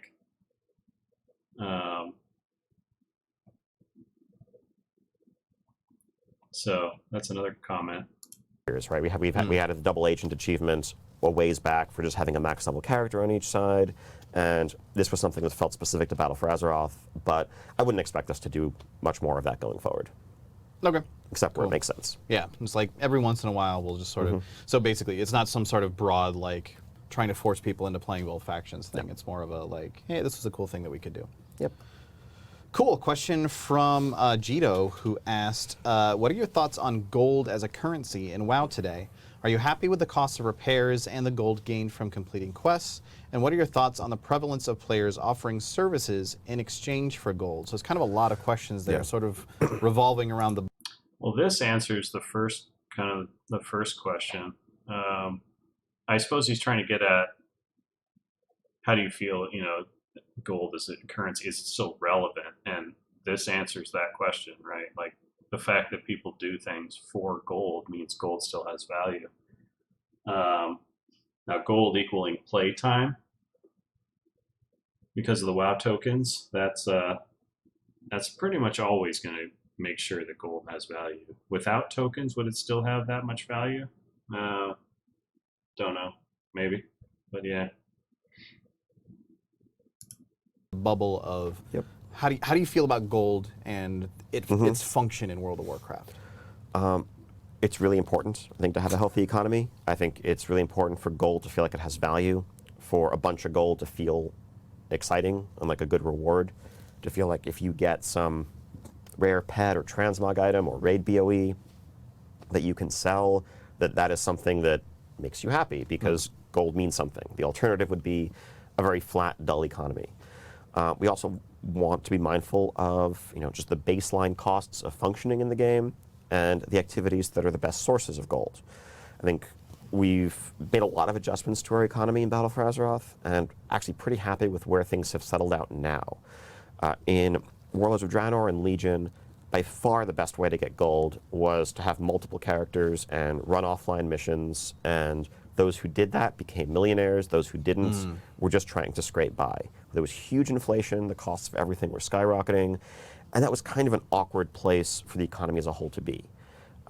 We've kind of pulled back from that a lot, and obviously massively reduced the amount of gold from missions, but after launch, as we saw how the economy was shaping up, increased the amount of gold significantly from things like emissaries, from Paragon caches, and other sources, so that just playing the game naturally gives you a certain healthy baseline of gold intake.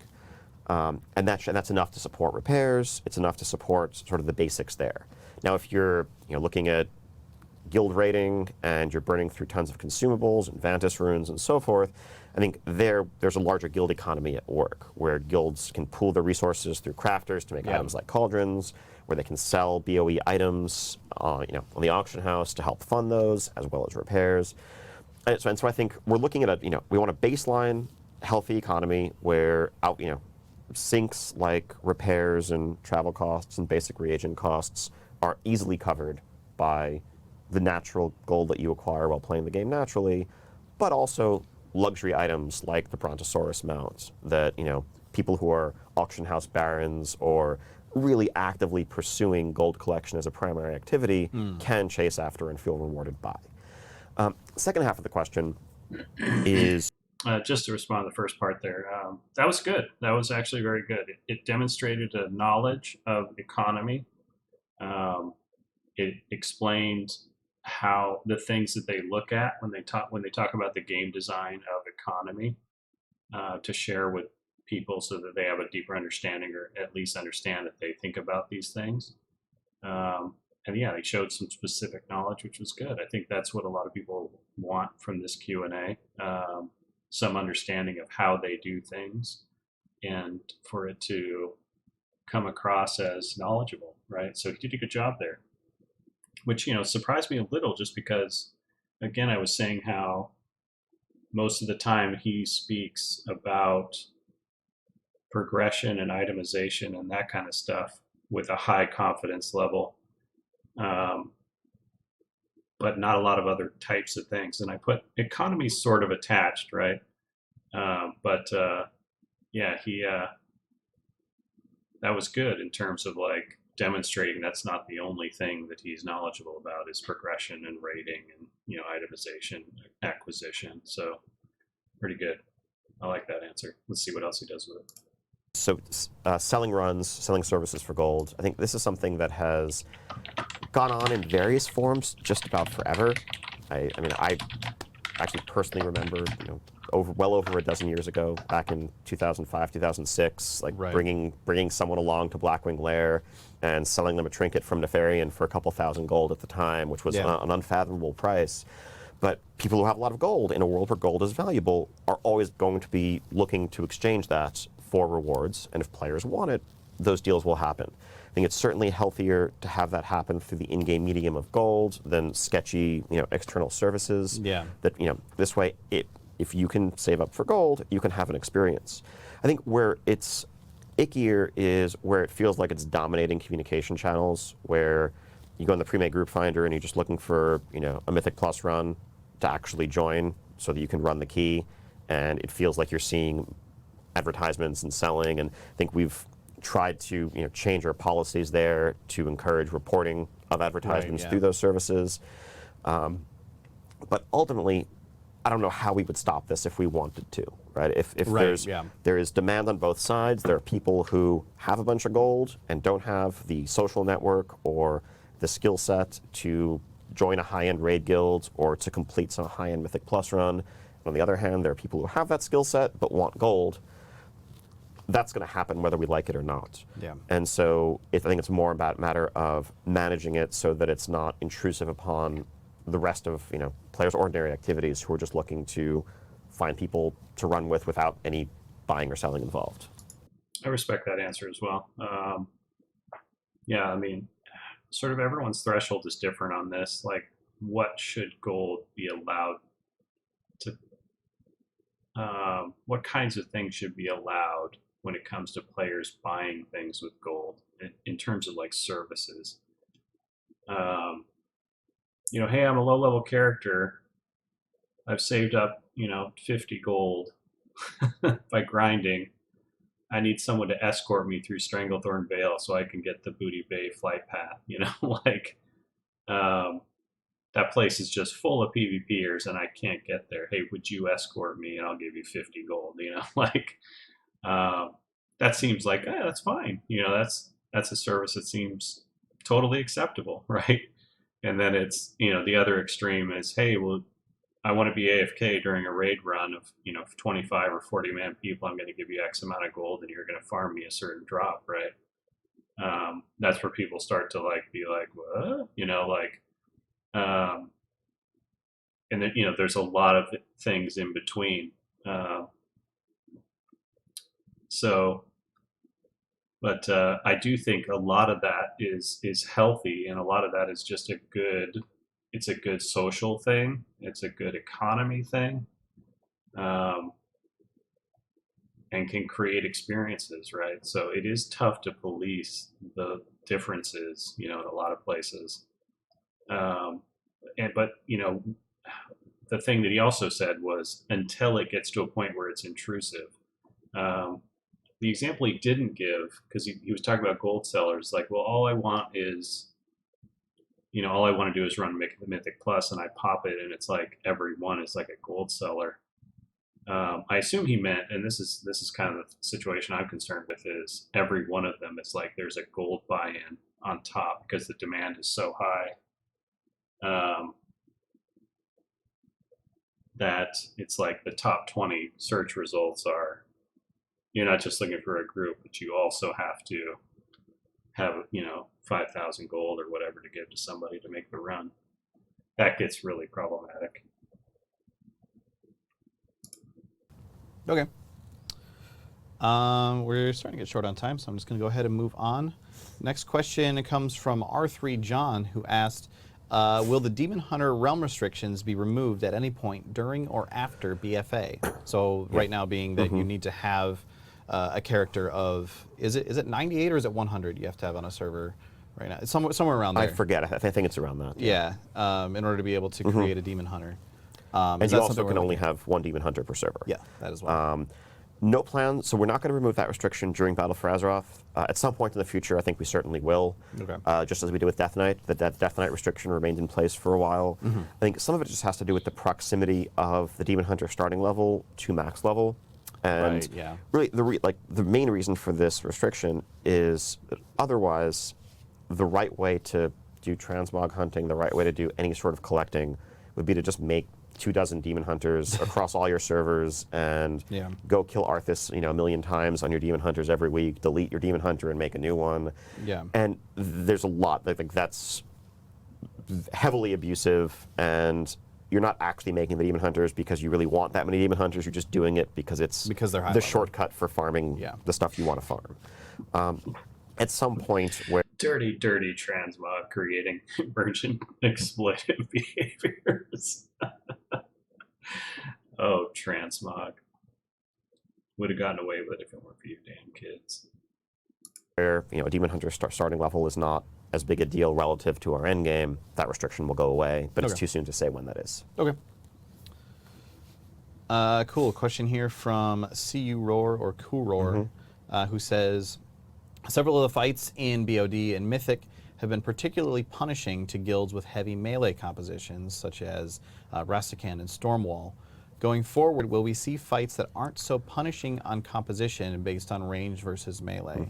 I feel like almost every raid tier, something like this comes up, and it's not always that it's sometimes it's the other way around, where it's punishing to guilds with heavy range compositions because of various other reasons. How Again, painted themselves into a corner. It's like they can never do melee punishing, raid fights without this complaint coming up, because every class that they've added since vanilla has been melee. And it's just like, well, guess what? Most of your players are now melee because the swing is just so crazy, like. So At a range I guess class. two parts to this then. How do we feel about Battle of Dazar'alor and how that's going to be involved here? And secondarily, what is our overall concept of that in terms of raid design? Overall, I would say we feel pretty good overall. I think Rastakhan is an interesting case because sometimes what will happen is there's an emergent player strategy that becomes the perceived best way to do the fight, or in this case, the actual best way to do the fight, that is very reliant on a certain composition, right? So especially on Mythic, on Rastakhan, you really want 9 range DPS so that you can send 9 range DPS and 1 healer down into Bonsamdi's Death Realm during Phase 3, and they can all surround themselves with Death's Doors and just kind of stand and turret and get out of the face without having to dodge all the projectiles that are going around. If you don't have 9 ranged, you have to send melee down, which means they have to, dodge that gauntlet, and the healing becomes dicier. That's kind of a hard cutoff. Certainly wasn't our intent when designing the encounter, but we're not going to change the encounter at this point to invalidate that approach. Right. Beyond that, ideally, there would be fights that are better with a heavy melee comp, fights that are better with a heavy range comp, and fights that are neutral.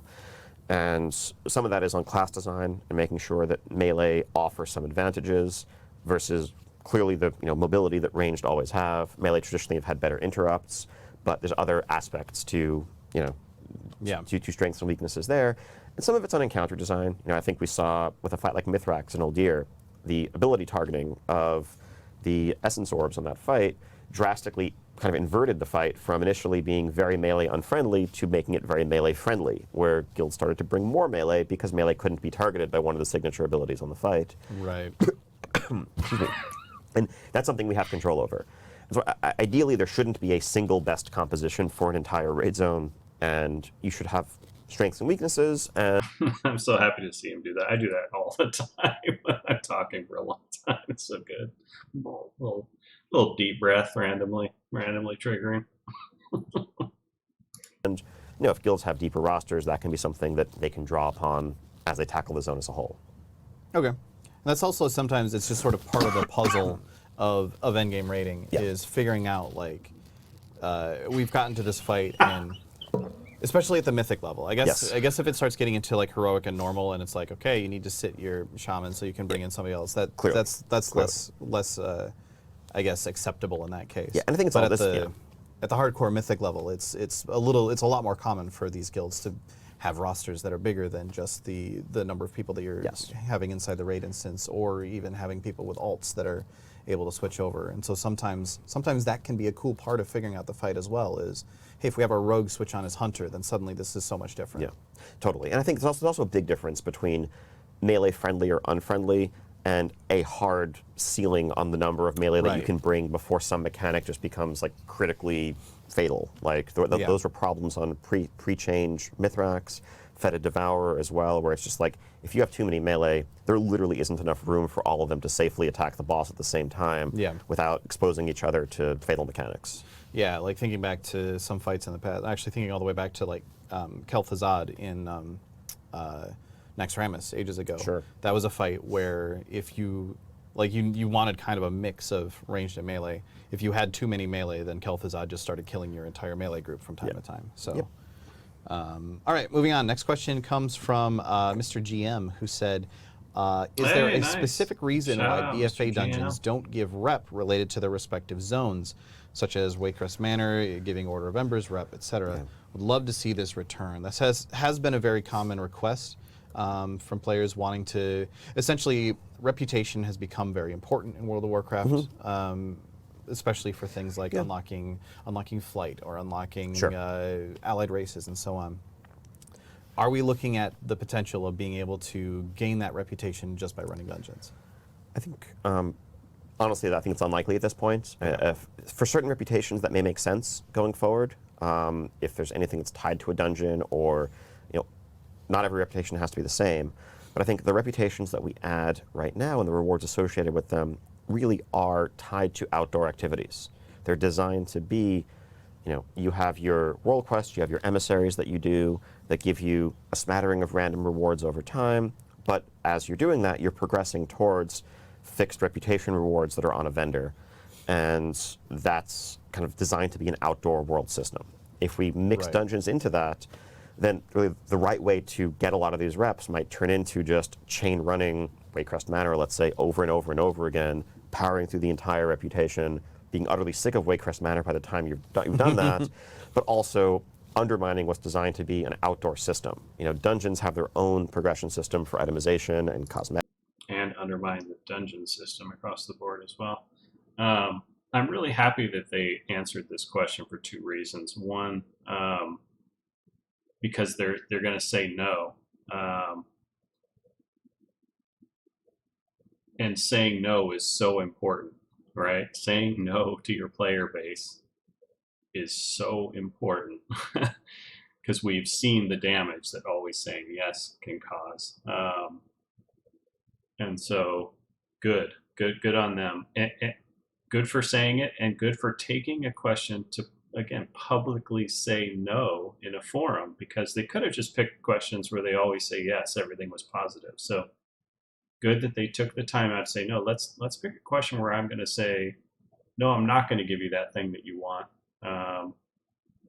because again, the health of the game is more important. So I appreciate this question being fielded and that the way it's been answered.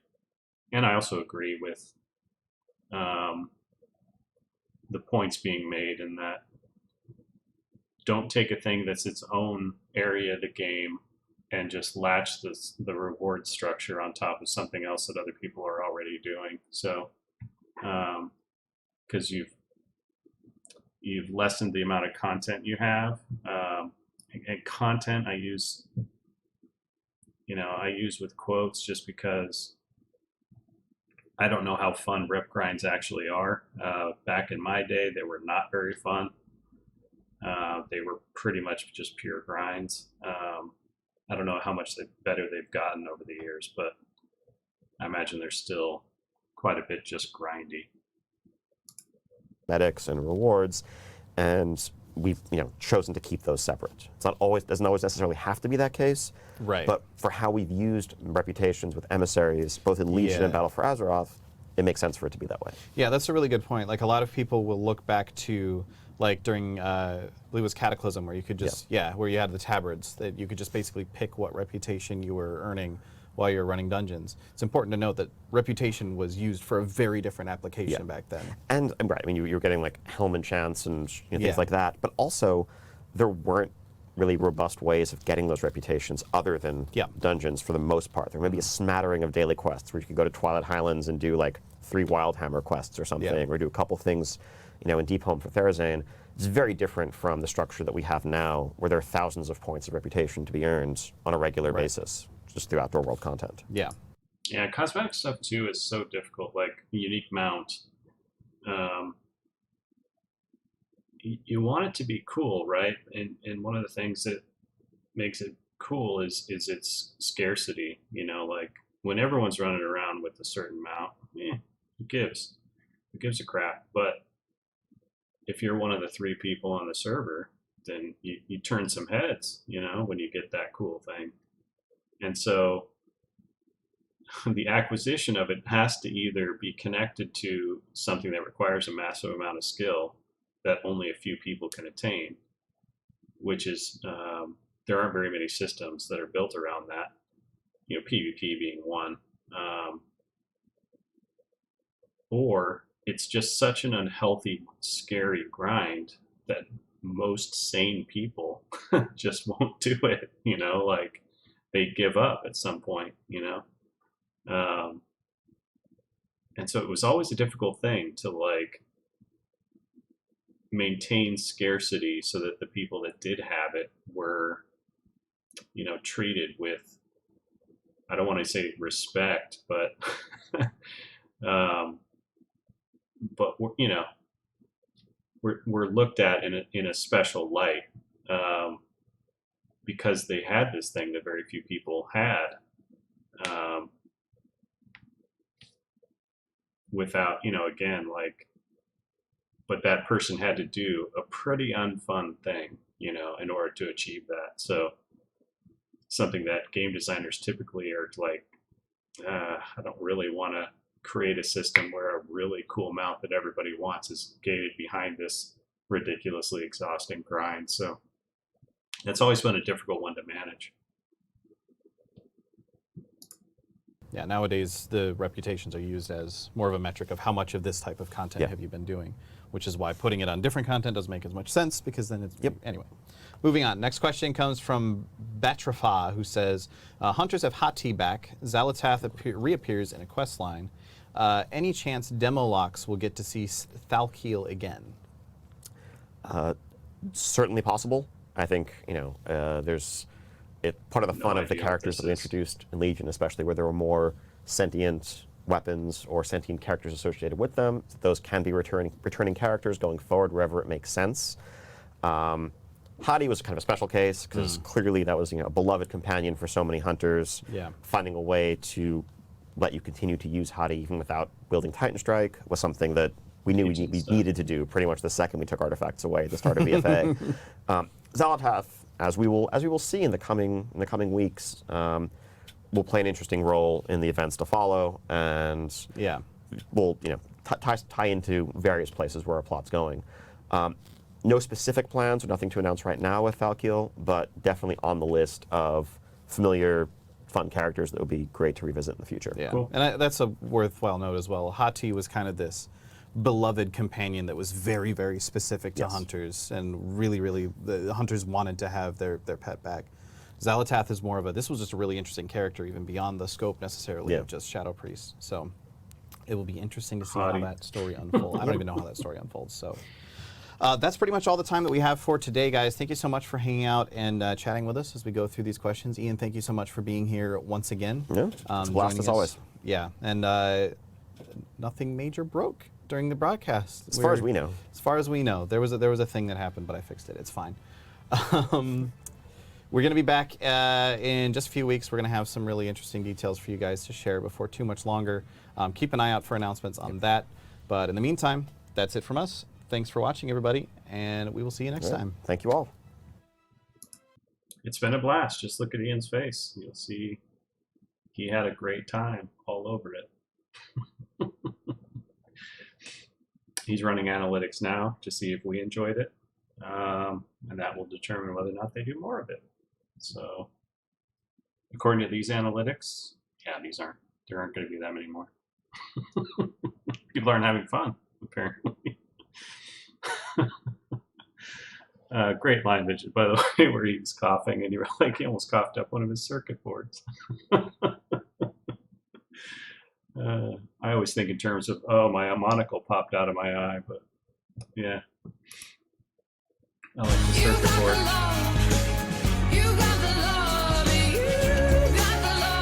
McConnell Greetings, Brad. bud. Greetings to you, sir. Thank you very much for the tier 1 sub. 6 months. Man, you've been lurking for a while. Appreciate it. How are you? Say hello to McConnell Red, everyone. It's been a while. Throw some healing potions at him if you would. Or skulls if you're in a nasty mood. 1.7 people don't have the right kind of fun. That's right. Yeah, so that was a good video. Just to wrap up real quick, for the YouTubers, I think they answered better questions, and some of the questions were answered in ways that I really appreciate and agree with on top of it. So those parts were exciting. Other things made me, again, sort of worried about, and it's so hard to know, is it just an Ian thing? Because I don't expect Ian to be the best game designer for every element of the game, right? To be super knowledgeable, to be super connected, and really have a deep understanding of all of these aspects. Maybe I should expect that, but I don't. But as long as someone on the team, can fill that slot. But more and more I get the feeling, and again, this might just be from Ian, that they don't understand some of the basics of what MMO design is in terms of engagement and fun, like social connection, investment in the world, and rewards that are comparable with that investment. The day-to-day, the minute-to-minute experience of playing the game that's sort of tangential to the reward structure, right? So there were some questions in there that made me a little worried, about the future. But again, like Classic is sending a strong message, and they're getting that message more and more these days. So that's good. Yeah, we'll see what progress they make with the next update. But yeah, they've gotten better in ways and in some areas, so that's a little bit promising. We'll see. Thanks everyone very much for watching. Going to sign off for my YouTubers. Thank you very much for watching. Hope you enjoyed it. Please leave a like. Please leave a subscribe. Come by and say hi on Twitch. I'm at Failure Analysis on Twitch. So twitch.tv/failure analysis. Come say hello. Come follow me there if you're interested in more content and game playing. And yeah, so sub here on YouTube if you're interested in seeing more videos from me. And I will talk to you guys later. Have a great time.